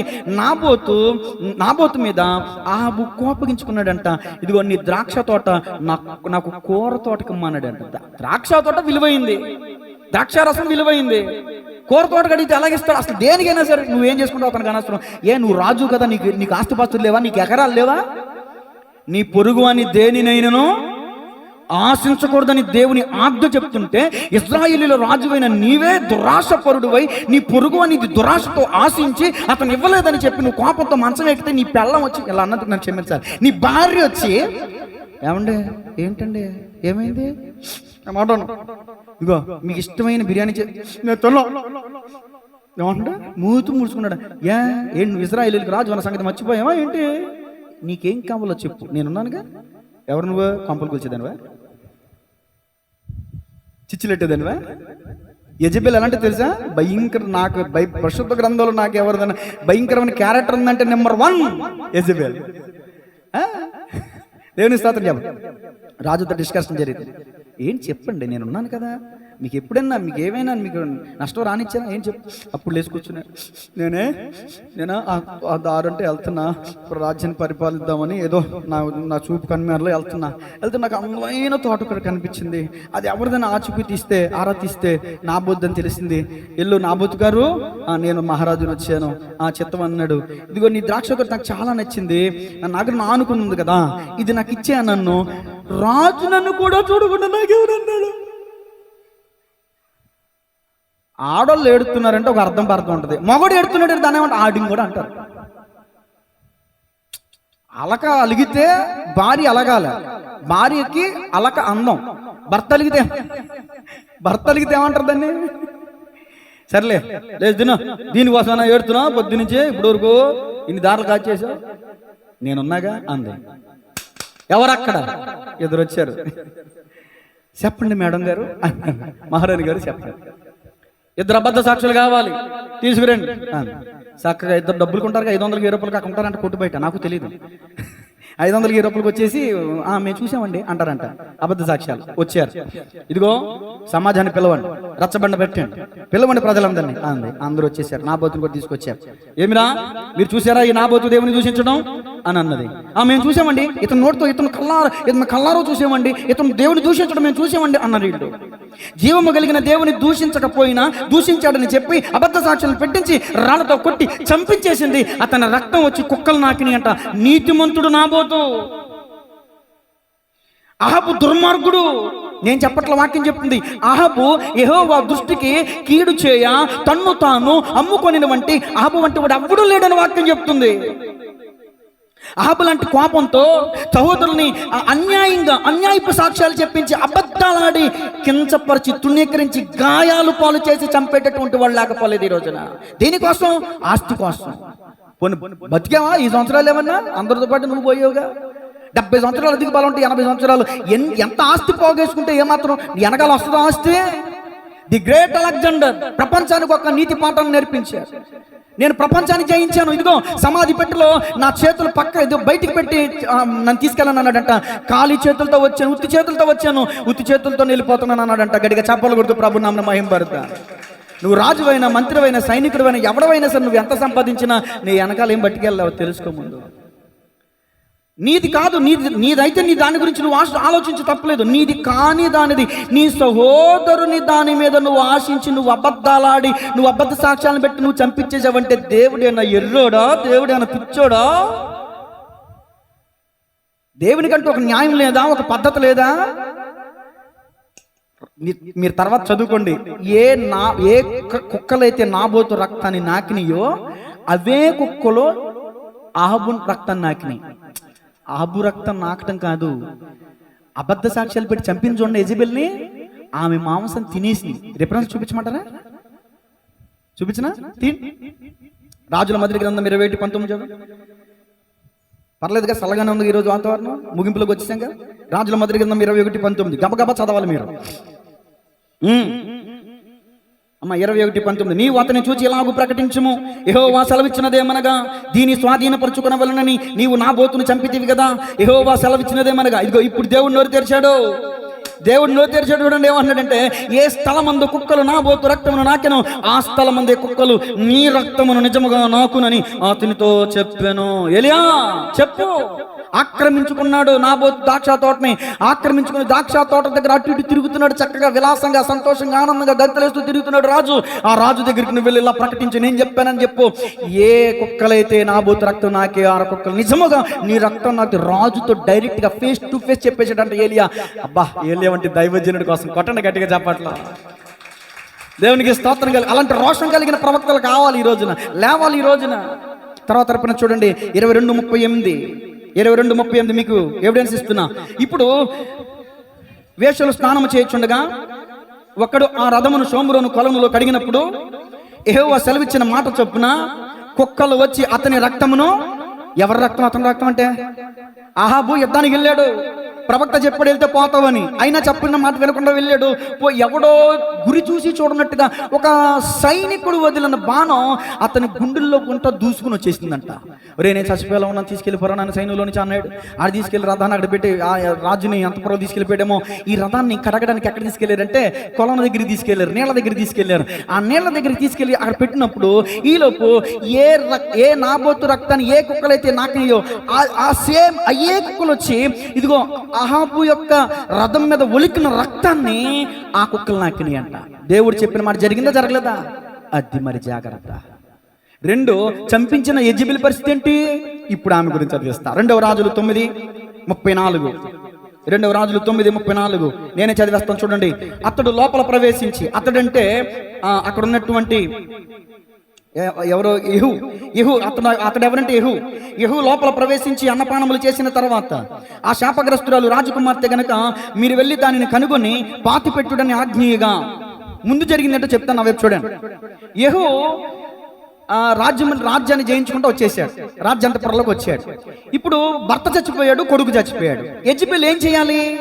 నెత్తి మీద ముసుగు వేసుకుని, ఊరికి చెప్తున్నా, ఏం చేయాలి? ఏడుస్తూ కూర్చోవాలి. భర్త చచ్చిపోతే, బిడ్డ చచ్చిపోతే ఏం చేసిందో తెలుసా? యెజబెల్ ముఖానికి రంగులు పూసుకుని కూర్చొని ఉంది, ఎదురు చూస్తుంది. యెహూ అట్రాక్షన్ చేద్దాం అనుకున్నది యెహూని. ఎవరినే? ఈ రంగులు వేసే వాళ్ళని నమ్మకండి అంటే అందరిని అంటే ఎవరు రంగులు వేయట్లేదు అక్కడ. దేవుని స్తోత్రం చెప్పండి గట్టిగా. ఉన్న రంగు చాలదా? ముఖానికంట, కళ్ళకంట, ఐబొమ్మలంట, అయ్యంట, ఇయ్యంట, లిప్స్టిక్ అంట. అబ్బో, ఏసు రక్తమే చెయ్యం. ముఖానికి రంగులు వేసుకుని కూర్చుంది. యెహూ సమాధానంగా వచ్చుచున్నావా? నువ్వు అంటే నేను కూడా చెప్పకూడదు నీకు ఆ మాట. అక్కడ రాయబడలేదు. కానీ ఇక ఆ సిగ్గుమలిన ముఖంతో రంగులు పూసుకొని కూర్చుని యెహూతో మాట్లాడుతుంటే యెహూ దాని ముఖం కూడా చూడాల. నా వైపు చూడండి ఇప్పుడు ఒకసారి. ఇదిగో లోపల అంతఃపురంలోకి వెళ్ళాడు కదా, ఎవరు అక్కడ అన్నాడు. ఏంటంటే మా పద్దాకు మీరు సపోర్ట్ కొడుతున్నారంటే, మరి రాజులైన వారు అలాగే సపోర్ట్ కొడతారు, సైనికులు వస్తారు. మనం చూస్తున్నాం కదా, చిన్నప్పటి నుంచి సినిమాలు చూసాం కదా, అందుకు నేను చేతన. ఎవరు అక్కడ అన్నాడు. 2 అమ్మాయిలు ఇలా తొంగి చూశారు. రాజుగారు సెలవు, మేమున్నాం ఇక్కడ. మీరు నా తరఫున ఉంటారా, దాని తరఫున ఉంటారా? ఇది మాతో సర్వం పోయింది, ఇది మాకెందుకు, దీని పక్షం మేమున్నాం, నీ పక్షంగానే ఉంటాం. అయితే ఎత్తి పడేయండి. ఎక్కడి నుంచి? అప్పుడు దాకా చేతి కుడుతున్నారు, అప్పుడు దాకా చేతి నీళ్ళు తాగారు, అప్పుడు దాకా జీతం ఇచ్చా సంబరపడ్డారు. అమ్మో నువ్వే మా తల్లి అన్నారు. ఎత్తి పడేసరికి ఎందుకు జాగ్రత్త, ఎత్తి పడేసరికి తలకి టాంగుమని పగిలింది. ఏందో పరిశుద్ధాత్మ నడిపింపుని మరి చెప్తాను, అక్కడ లేదులే. టాంగుమనితో స్పాట్ డెడ్ అయిపోయిందేమో. అక్కడ ఉన్నటువంటి గుర్రాలు వచ్చి తొక్కేస్తే పీసులు అయిపోయిందంట. ఇతను వెళ్ళి చక్కగా భోజనం బల్ల దగ్గర కూర్చొని భోజనం తిన్నాడంట. భోజనం అయిపోయింది, అన్నపానాలు అయిపోయినాయి కదా.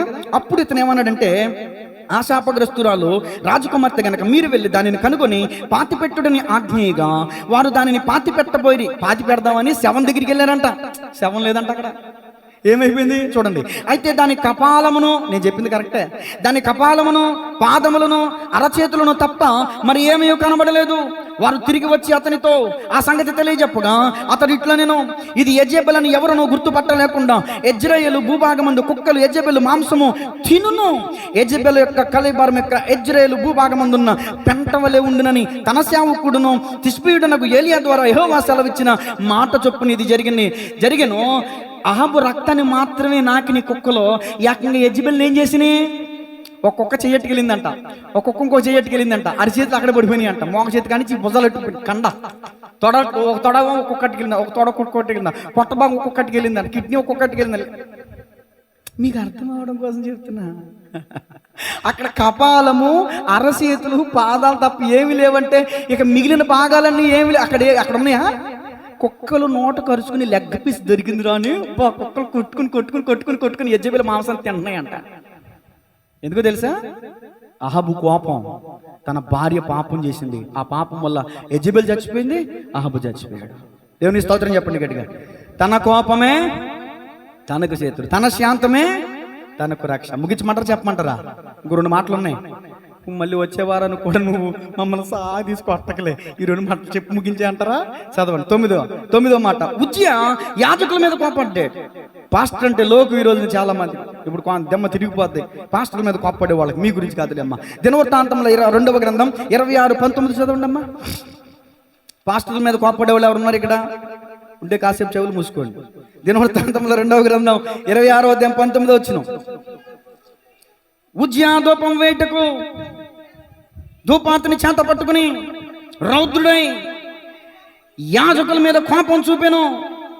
యెహోవా మందిరములో ధూపపీఠము ప్రక్క అతడు ఉండగా యాజకులు చూచుచూనే ఉన్నప్పుడు అతని నొసట కుష్ఠరోగం పుట్టెను. ఇప్పుడు ఏమర్థమైంది మీకు? పాస్టర్ల మీద కోపడితే ఏమవుతుందంట? నేను అనలేదు ఆ మాట, మీరు అనుకున్నారు. నేనేం చేయను. కుక్క చేసే పని గాడి చేసే పని, కుక్క చేసే పని గాడి చేసిందంట. ఏమైంది? తన్నులు తండ్రి తెల్లారక చచ్చి. యాజకుడు చేసే పని ధూపం వేయాలి, రాజు చేసే పని రాజ్య పరిపాలన చేయాలి. అంతే కదండి? రాజు రాజ్య పరిపాలన చేయాలి, యాజకుడు ధూపం వేయాలి. ఈ రాజు ఉజ్జియా చూడండి, తన గురించిన అద్భుతమైన మాట ఉంటుందండి రాజుల గ్రంథంలో. ఏమన్నదంటే ఉజ్జియా రాజు ఏమన్నదంటే స్థిరపడిన తర్వాత హృదయమున గర్వించును అని ఉంటుంది. ఏమంటుందండి? చాలా మందికి అండి లేనప్పుడు వినయం ఉంటుందండి. ఏమి లేనప్పుడు? డబ్బు లేనప్పుడు, ఉద్యోగం లేనప్పుడు, పని లేనప్పుడు, కుటుంబం గడవనప్పుడు ఏముంటుందండి? పేదవాడంట బతిమాలుకుంటాడంట, దరిద్రుడు బతిమాలుకుంటాడంట, ధనవంతుడు దురుసుగా మాట్లాడతాడంట. ధనం లేనప్పుడు పేదవాడిగా ఉన్నప్పుడు నువ్వేమో చాలా తగ్గించుకుని మాట్లాడేదానివి. ఇప్పుడు నీకు డబ్బులు వచ్చినాయి, నీ చేతి నిండా డబ్బు, నీ ఒంటి నిండా బంగారం, నీ వెనకాల ఆస్తులు పాస్తులు ఉన్నాయి. ఇప్పుడు స్థిరపడిపోయావు, ఇప్పుడు నీకు కళ్ళు నెత్తికెక్కినాయి. ఉజ్జియా రాజు మనసు స్థిరపడిన తర్వాత, స్థిరపడక ముందు స్థిరపడేంత వరకు బాగానే ఉన్నాడంట, దేవునికి బాగానే భక్తి చేశాడంట. స్థిరపడిన తర్వాత ఏమైందంటే అతనికి జబ్బు వచ్చింది. ఏంటో జబ్బు అంటే గర్వం అనే జబ్బు. గర్విష్ఠుడా నేను నీకు విరోధిని. ఏం చేశాడు ఆ గర్వంతో అంటే దేవాలయంలోనికి వెళ్ళిపోయాడు, దేవుని మందిరానికి వెళ్ళిపోయి ధూపార్తిని చేత పట్టుకున్నాడు. ఆ ధూపార్తిలో నిప్పు కణికలు వేసాడు, ధూపం వేయడానికి తెగించాడు. యాజకులు అన్నారు, రాజా నీకు ఈ పని తగదు, ఇదిగో నువ్వు ఈ పని చేయకూడదు, దయచేసి మా పని విను, మా మాట వినని యాజకులందరూ కలిసి రాజును ఆపుతుంటే రాజు కోపంతో వాళ్ళ మీద ఉగ్రుడైపోయాడంట. రాజునైనా నాకే ఎదురు చెప్తారా మీరు? రాజునైనా నన్ను ఆపే ప్రయత్నం చేస్తారా మీరు అని కోపగించుకుంటే యాజకులు చూస్తూనే ఉన్నారు. రాజు మాట్లాడుతూ ఉన్నాడు. స్పాట్ వెంటనే విత్ సెకండ్లో కుష్ఠరోగం పుట్టేసింది నొసట మీద. గర్విష్ఠుడా నేను నీకు విరోధిని. భక్తులలో పాపమను ఆ పాపము గర్వం అనే పాపం అన్నాడు బైబిల్ మిషన్ మొంగమూరి దేవదాసయ్య గారు. నేటి క్రైస్తవులలో కూడా గర్వం అనే పాపం. నేను దేవుడు నమ్మకం 2 సంవత్సరాలు అయింది, మందిరానికి వచ్చి 2 సంవత్సరాలు అయింది, నేను కాబట్టి ఎవడు మాట్లాడితే అక్కడ మందిరంలో ఎవడన్నా పాస్టర్ గారి తర్వాత ఎవరో మాట్లాడదంటే ఎవరో నేనే మాట్లాడాలి, నేను చెప్తే మీరు చెయ్యాలి. గర్వం, లెక్కలేని తను, కొమ్ములు వచ్చిన తను. కాబట్టి గమనించాలి దేవుని ప్రియ సంగమా, ఉజ్జియా కోపం వల్ల అతను ఏం పొందుకున్నాడు చెప్పండి? కుష్ఠరోగం పోగొట్టుకున్నాడు. యెరోబాము రాజు దైవజనుడి మీద చేయెత్తాడు. ఏమైపోయింది? చేయడిపోయాడు. ఆజా 50 మంది సైనికులు పంపించాడు దైవజనుడి దగ్గరికి. దైవజనుడా రా, మా రాజుగారు రమ్మన్నారు. నీ రాజు నీకు ఎక్కువరా, నీకు జీతం ఇస్తున్నాడు కాబట్టి నువ్వు నీ రాజు దగ్గర నీ రాజ్యంలో నీ ఇష్టం వచ్చినట్టు మాట్లాడు. దైవజనుడి దగ్గరకు వచ్చినప్పుడు ఎలా మాట్లాడాలి? నువ్వు ఎలా విధేయత కలిగి, వినమ్రత కలిగి, సాత్వికం కలిగి మాట్లాడాలా. ఎలియా రా, మా రాజుగారు రమ్మన్నాడు. ఏమన్నాడు తెలుసు ఎలియా? నేనే గనక జీవము కలిగిన దేవుని సేవకుడైన దైవజనుడనైతే ఆకాశం నుండి అగ్నికి వచ్చి 50 మంది మీద ఉన్న అధిపతిని దహించును గాకని మాటల్లో మాట చెబుతా ఉండగానే ఆకాశం నుంచి అగ్ని దిగి వచ్చి కాల్చి చంపేసింది. గడిగా చప్పట్లు కొడుతూ ప్రభునామమును మహింపరుద్దాం. దైవజనుడి నోటి మాట, ఒక్క మాట చెప్పితే చాలు వచ్చేసింది అగ్ని. దైవజనుడి మీద చెయ్యెత్తాడు, చెయ్యండిపోయింది. యెరోబాము చెయ్యి. ఇక్కడ దైవజనుడి మీద ఉగ్రుడై కోపం చూపించాడు, నొసడు కుష్ఠరోగం పుట్టేసింది. దయచేసి ప్రజల విశ్వాసులారా, క్రైస్తవ సంఘమా, ఎవరి మీద దైవజనుడా, విశ్వాస, తోటి విశ్వాస, ఇంట్లో వల్ల, బయట వల్ల, వాడగట్టు వల్ల, ఎవరి మీద దయచేసి కోపం మానుకోండి, ఆగ్రహం విడిచిపెట్టండి. అది కీడికే కారణం. ముగింపులోకి వస్తున్నాను. ఎస్తేరు గ్రంథం 3వ అధ్యాయం 5వ వచనం. ఎస్తేరు గ్రంథం 3వ అధ్యాయం 5వ వచనం. ఇది ఇంకా కొంచెం సిల్లీగా ఉంటుంది, కొంచెం సీరియస్గానే ఉంటుంది. ఎస్తేరు గ్రంథం అండి. ఎజ్రా, నెహెమ్యా, ఎస్తేరు పక్కన ఉంటుంది చూడండి. ఎస్తేరు గ్రంథం 3వ అధ్యాయం 5వ వచనం. మొర్దెకై వంగకయు నమస్కరింపకయు ఉండుట హామాను చూచినప్పుడు బహుగా కోపించి మొర్దెకై ప్రాణము మాత్రము తీయట స్వల్ప కార్యమని ఎంచి మొర్దెకై యొక్క జనులు ఎవరైనది తెలుసుకొని అహష్వేరోషు యొక్క రాజ్యమందంతటా ఉండు మొర్దెకై స్వజనులకు యూదులందరినీ సంహరించుటకు ఆలోచించెను. ఏదోము ఎవరి సంతతి వాడో తెలుసా? ఇక్కడ ఎవడితనో హామాను ఎవరి సంతతి తెలుసా? ఏదేము సంతతి వాడు. ఏదోము చెప్పండి. ఏదోము అంటే ఏషావు సంతతి వాడు. ఎవరండి? ఏషావు సంతతి. ఇప్పుడు యూదా ప్రజలందరూ యాకోబు సంతతి వారు. ఏషావు యాకోబుకి ఏమవుతాడు? అన్నదమ్ములు. ఇక్కడ హామాను ఏదోము వంశస్థుడు కదా, అంటే ఏషావు వంశస్థుడు. అన్నదమ్ముల పిల్లలు అన్నమాట వీళ్ళిద్దరూ. ఇప్పుడు నేను మా పెద్ద బాబాని అన్నాం కదా, మేమిద్దరం ఎలాగా, వీళ్ళు కూడా అన్నదమ్ముల పిల్లలు. ఇప్పుడు హామాను ఇదిగో మొర్దెకై ఎవడు వాడని తెలుసుకుని అతని స్వజనులందరినీ, యూదులందరి మీద పగట్టేసుకున్నాడు. కారణం ఏంటంటే వందనాలు చెప్పలా, నమస్తే వేట్ల. ఇది సిల్లీ కాదా? ఏమ్మా ఎందుకు కోపించుకున్నావు నీ తోటి సహోదరి మీద అంటే, నన్ను చూసినప్పుడు వందనాలు చెప్పలా, నేను సీనియర్ మోస్ట్ ఇక్కడ అని అంటుంది. ఏంటి నీకు పక్కన వందనాలు చెప్పకపోతే కోపం పెట్టేసుకుంటావా, పగట్టేసుకుంటావా, ఊరెట్టి ఎత్తకు చూస్తావా, ఊరి సిద్ధం చేస్తావా, లేనిపోయిన మాట చెప్పేస్తావా? రాజుగారి దగ్గరికి వెళ్ళి నేను బతుకుంటే ఇదిగో ఆడు చచ్చిపోవాలంటే అన్నాడు. కంకరం కట్టేసుకున్నాడు. ఇంకా హామాను కోపం చూడండి, అతనికి కాదు అతని కుటుంబం వారందరి మీదకి వచ్చింది. ఎస్తేరు గ్రంథం 7:10 చూడండి. ముగింపులోకి వచ్చేసాను నేను. ఎస్తేరు గ్రంథం 7వ అధ్యాయం 10వ వచనం పక్కనే ఉంది కదమ్మా. కాగా హామాను మొర్దెకైకి సిద్ధము చేసిన ఉరి కొయ్య మీద వారు అతనినే. ఇప్పుడు మీ గుండెల్లో ఒక సామెత ఉంది. ఏంటి ఆ సామెత? మా పల్లవి పట్టణం చెప్పట్లా. ఎవరు తీసిన గోతులో ఎవడు చేయించాడో ఆ ఉరికొయ్య మీద అతన్నే ఉరి తీయించారంట. కాబట్టి దేవుని ప్రియ సంగమా, కోపపడొద్దు, కోపం మానము, ఆగ్రహం విడిచిపెట్టము. అది కీడుకే కారణం. హామాను ఒక్కడనే కాదు, హామాను భార్యని, హామాను 10 మంది పిల్లల్ని, కుటుంబం వాళ్ళందరినీ ఉరికొయ్య మీద అలాంటి చేశారంటే తెల్లారేపటికి అయిపోయింది, చరిత్ర అయిపోయింది. కోపం వల్ల తన కాలానికంటే ముందుగా చనిపోతాడు. నీకు ఎంత ఉన్నదని కాదు, నీకు ఉన్న ఉద్యోగాన్ని బట్టి విర్రవిగిపోతున్నావేమో, నీకున్న రాజ్యాధికారం. హామానికి గర్వం ఏంటంటే తన అధికారమే తనకి గర్వాన్ని తీసుకొచ్చింది.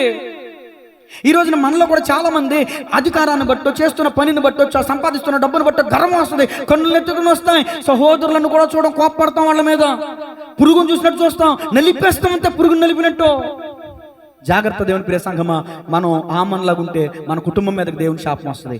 ఆఖరి మాట, ఇది నా మాట కాదు, గత ఆదివారం వాక్యంని మన అద్దంకి నాగరాజు గారు, శాలంరాజు గారు అన్నారు, అయ్యా అందరి గురించి చెప్తున్నారు కానీ మరి మోషే గారు కూడా కోపడ్డారు కదా, మరి కోపడడం వల్ల కనాన్లో అడుగు పెట్టలేకపోయాడు కదా, ఆ సంగతి చెప్తారేమో అనుకున్నా. ఇంకా పూర్తి అవ్వలేదు కదండి, నేను రాసుకుని వచ్చేవారని చెప్తా అన్న. చప్పట్లు కొట్ట నారాజు గారి కోసం. ఏదైనా సబ్జెక్ట్ చెప్తున్నప్పుడు మీకు ఆ విధమైనటువంటి స్పందన రావాలి. దేవుని స్తోత్రం చెప్పండి గట్టిగా. నేను చెప్పక ముందే చెప్పేటటువంటి మాట ఏంటో కూడా మీరు గ్రహించగలగాలి. అదే ఆధ్యాత్మికమైన అనుభవం అంటే. ఆఖరిగా ఆయన జ్ఞాపకం చేసి చెప్పి ముగించేస్తాను. మోషే ఎవరి మీద కోపడ్డాడు? ఇజ్రాయేలుని చూసి ఏమన్నాడు? ద్రోహులారా అన్నాడు. చదవండి. మోషే సంఖ్యాకాండం 20వ అధ్యాయం 10వ వచనం. సంఖ్యాకాండం 20వ అధ్యాయం 10వ వచనం ముగించేస్తున్నా. ఆ తర్వాత మోషే అహరోనులో పోగు చేసినప్పుడు ద్రోహులారా వినుడి,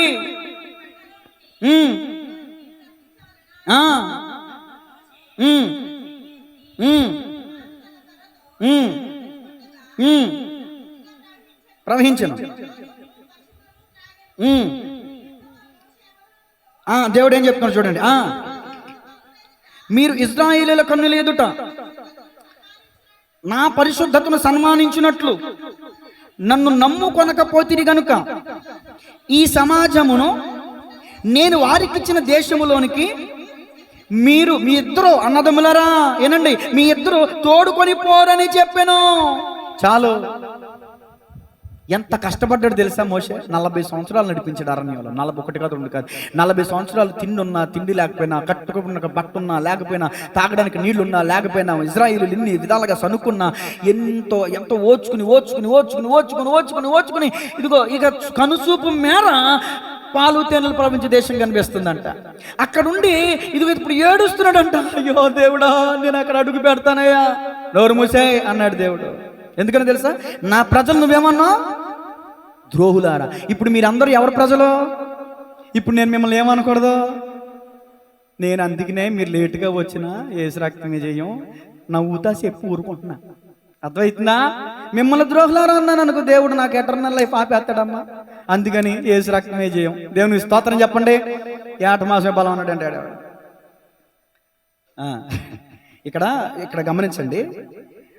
మోషే అహరోనులతో మీరు ఇశ్రాయేలీయుల కన్నుల ఎదుట నా పరిశుద్ధతను సన్మానించినట్లు నన్ను నమ్ముకొనకపోతిరి గనుక. దేవుడు చెప్పిన మాట ఏంటి? బండతో మాట్లాడమన్నాడా, కొట్టమన్నాడా? చెప్పండి. కానీ మోషే ఏం చేశాడు? కొట్టాడు. 2 సార్లు కొట్టాడు. బండ చీల్చబడ్డం అంటే దానికి యేసయ్య ప్రాణత్యాగాన్ని గుర్తు. యేసయ్య ఆల్రెడీ ఒకసారి వచ్చి ప్రాణం పెట్టి, అంతకుముందు ఒకసారి మోషే బండను కొట్టాడు, నీళ్ళు వచ్చినాయి. ఇప్పుడు రెండోసారి బండతో మాట్లాడితే చాలు. ఇప్పుడు నువ్వు ఏదైనా తెలియక తప్పు చేస్తే, అపరాధం చేస్తే యేసయ్య దగ్గరికి వచ్చి నువ్వు సిలువ ఎక్కర్లు యేసయ్య నేను పాపం చేసి ఒప్పుకుంటే చాలు, మాట్లాడితే చాలు. అంత ఘోరమైన పాపానికి సాదృశ్యం బండని 2వ మారు కొట్టిన దానికి సాదృశ్యం ఏంటంటే యేసు ప్రభులు వారు వచ్చి 2వసారి వచ్చి సిలువ వేయబడిన దానితో సమానం. సిలువ వేసినంత పని చేశాడు ఇప్పుడు మోషే గారు. మన చిన్న పనిగా అనుకుంటాం. అంతే మాత్రమే కాదు, ఇశ్రాయేలు ప్రజలు చూసి ద్రోహులారా అన్నాడు. దేవునికి నచ్చలా. ఇదిగో ఇంతవరకు కష్టపడ్డారు మీరు, పాలు తేనెలు ప్రవహించే దేశానికి వెళ్ళటం కోసం ఇంతమంది ప్రజలు మీరు తోడుకుని వచ్చారు కదా, వాళ్ళు వెళ్తారు, మీ ఇద్దరు వెళ్ళరు అన్నాడు. ఎవరు వెళ్ళరన్నారు? ప్రజలందరూ వెళ్తారు, మీ ఇద్దరు వెళ్ళరు అన్నాడు. ఎందుకని? ద్రోహులారా అన్నావుగా, నేను చెప్పిన పని చేయలేదు, మీరు మాట్లాడమంటే కొట్టారుగా. అది ముగిస్తున్నాను చూడండి. ద్వితీయోపదేశకాండం 3:25 చదివాక ముగిస్తాను. ఇంకే రిఫరెన్స్ లేవు నాకు, అయిపోయింది. ద్వితీయోపదేశకాండం 3:25 చదవండి అమ్మా. ద్వితీయోపదేశకాండం 3:25. మీలో చాలా మంది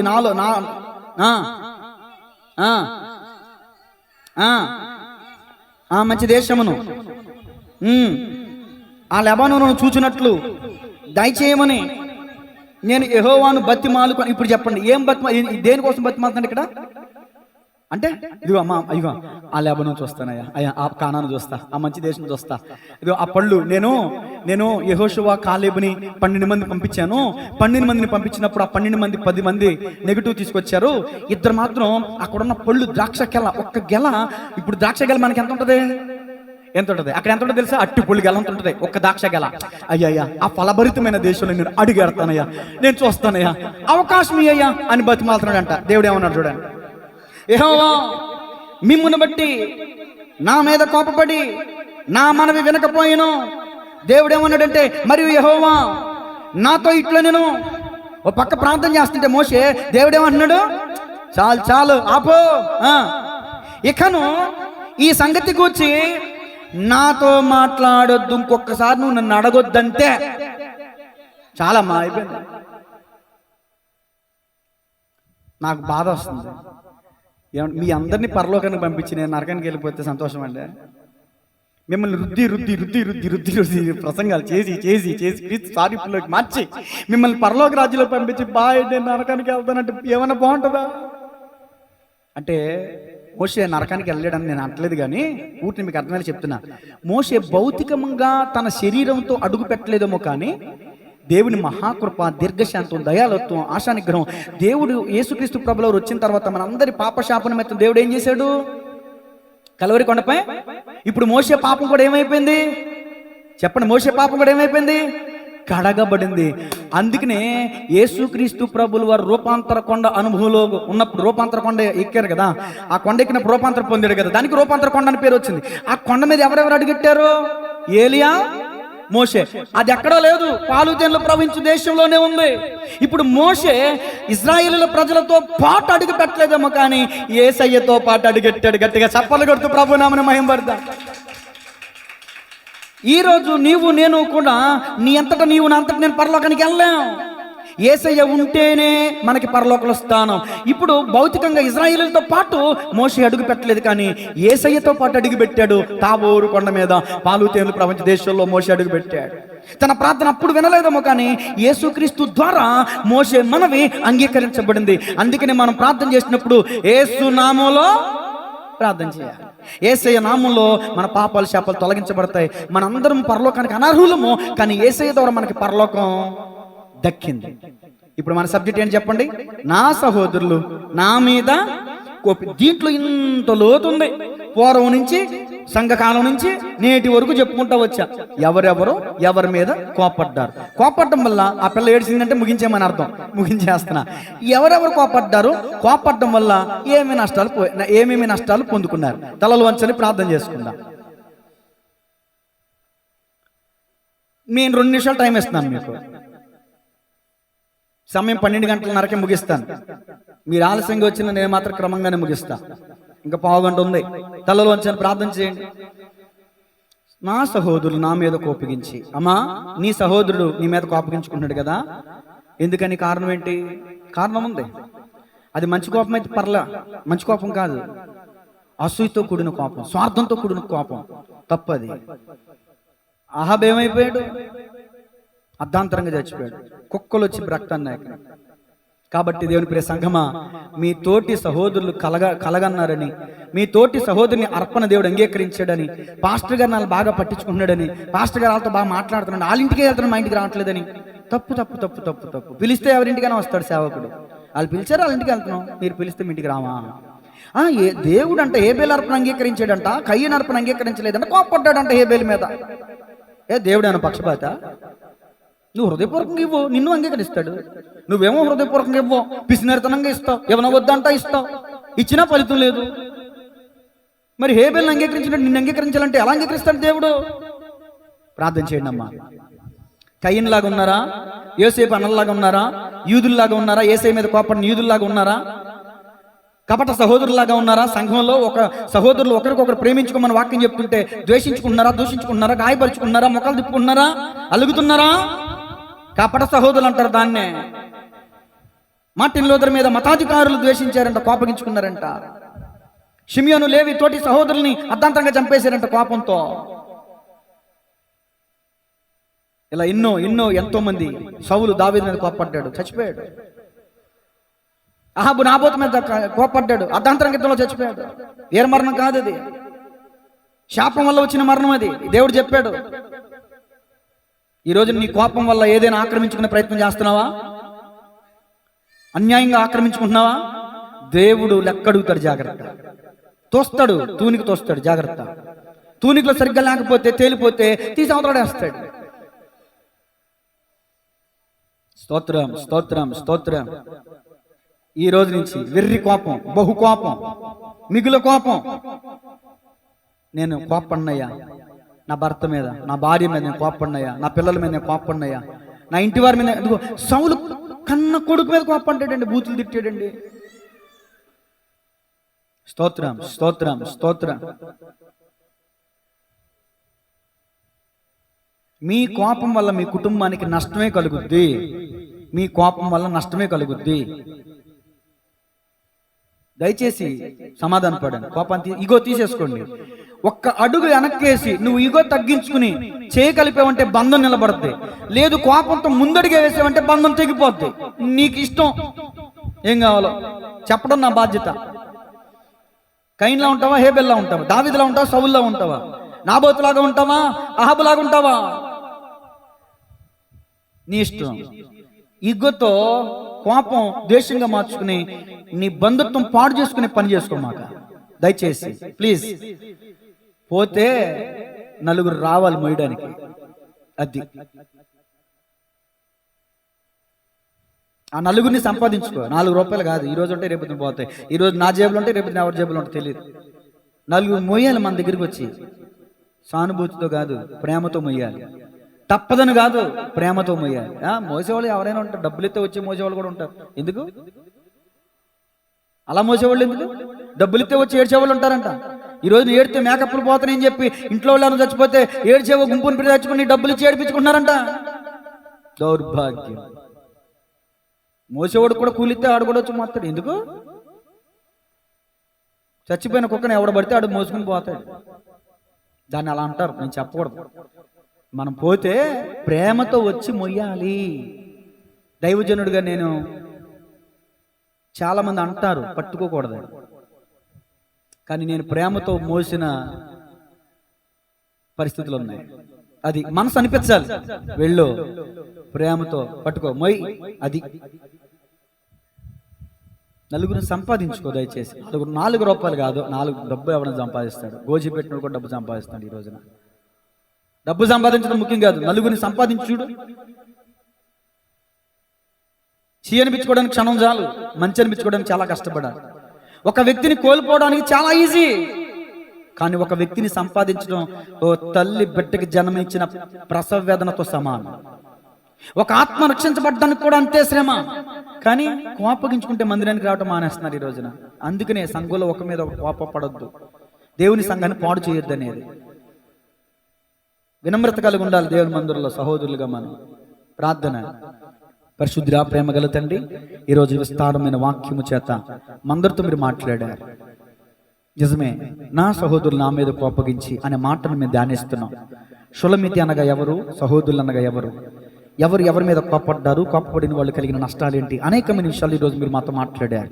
బిడ్డలందరూ శ్రద్ధాశక్తి కలిగి కొంచెం కష్టమైన ఇబ్బంది అయినా శ్రద్ధగా విన్నారు ప్రభువా. ఎవరు నిద్రపోకుండా చాలా ఇంట్రెస్ట్గా ఆసక్తిగా ఈరోజు వాక్యం విన్నారు. విన్న వీరు విడిచిపెట్టేయకుండా, విన్న వీరు గ్రహించి తమ హృదయంలో ఉన్న కోపాన్ని తీసేసుకుని సమాధానకరంగా ముందుకెళ్ళడానికి సహాయం చేయాలి. కోపం పాపం అని వాక్యం చెప్తుంది. నరుని కోపం దేవుని నీతి నెరవేర్చదని వాక్యం చెప్తుంది. ఇదిగో, కీడు చేసిన వాడికి కూడా నువ్వు ప్రతి కీడు చేయొద్దు, మేలునే చేయమని వాక్యం చెప్తుంది ప్రభువా. నీ సహోదరుని మీద కోపం ఉంచుకోకూడదని ధర్మశాస్త్రం లేవియకాండం 19వ రాయబడింది ప్రభువా. కీడు చేసేవాడు కూడా మేము కీడు చేయకూడదు నాయన. దావీదు అలాగే ఉన్నాడు ప్రభువా. ముమ్మారు ఈటి విసిరిన, అడవుల మధ్య తరిమిన, సౌలు దావీదు చేతికి చిక్కినప్పుడు అభిషేక్తుని నేను చంపనన్నాడు ప్రభువా.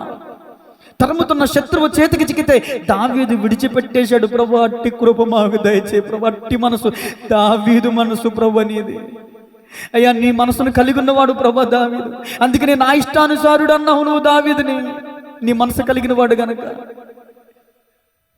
శత్రువు కుటుంబానికి కూడా ఉపకారం చేయాలనుకున్నవాడు దావీదు. సౌలు చనిపోయాడు కదా, సౌలు కుటుంబీకులలో ఎవరైనా ఉన్నారా నేను ఉపకారం చేయడానికి? ఎవరున్నారు ప్రభు? శత్రుశాసం మిగిలితే శత్రుశాసం మిగలకూడదని సంహరించే రోజులు ఇవి. కానీ దావీదు శత్రువును కూడా ప్రేమించే మనసు కలిగిన వాడయ్యా. అయ్యా, నీవు కూడా కల్లవరి కొండపై నేను కొడతా ఉంటే అయ్యా నువ్వు కోపపడలేదు ప్రభువా. నిన్ను కొడుతున్న వారిని క్షమించావు ప్రభువా. నీ మీద ఉమ్మి వేసిన వారిని క్షమించావయ్యా. నేను కొరడ దెబ్బలు కొడుతున్న వారిని క్షమించావు. ఫాదర్ ఫర్గివ్ దెం, తండ్రి వీరేమి చేస్తున్నారో వీరెరుగురు కనుక వీరిని క్షమించన్నా. ఎంత దీర్ఘశాంతం కలిగిన వాడో ప్రభు, ఎంత దయ కలిగిన వాడో ప్రభు, ఎంత ప్రేమమూర్తివి నాయన, ఎంత కరుణాశీలివు ప్రభు. ఈ రోజున మాలో ఉన్న కోపాన్ని తీసివేసుకుని మా హృదయాన్ని ప్రేమతో నింపుకోవడానికి సహాయం చేయండి నాయన. ప్రేమతో సహోదరులుగా మేము ఎలా మనుషులు కావాలో అలా జీవించడానికి సహాయం చేయండి నాయన. ఈ రక్తం ద్వారా ఈరోజు మమ్మల్ని కడుగు ప్రభు, మా హృదయాన్ని కడిగాయా. కోపముతో మా హృదయం చెడిపోయింది నాయన, మా ఆరోగ్యం పాడైపోయింది నాయన, మా ఆలోచనలు పాడైపోయింది తండ్రి. అయ్యా, ఇంతవరకు తెలిసి తెలియక ఎంతో మంది మీద కోపం పడ్డాం ప్రభు. కోపం పెట్టుకున్న మా హృదయంలో వాళ్ళు నష్టపోవాలని, వాళ్ళకి తెలిసి రావాలని ఎన్నో విధాలుగా వాళ్ళకంటే ఎన్నో తప్పులు మేమే చేసేసాం ప్రభు.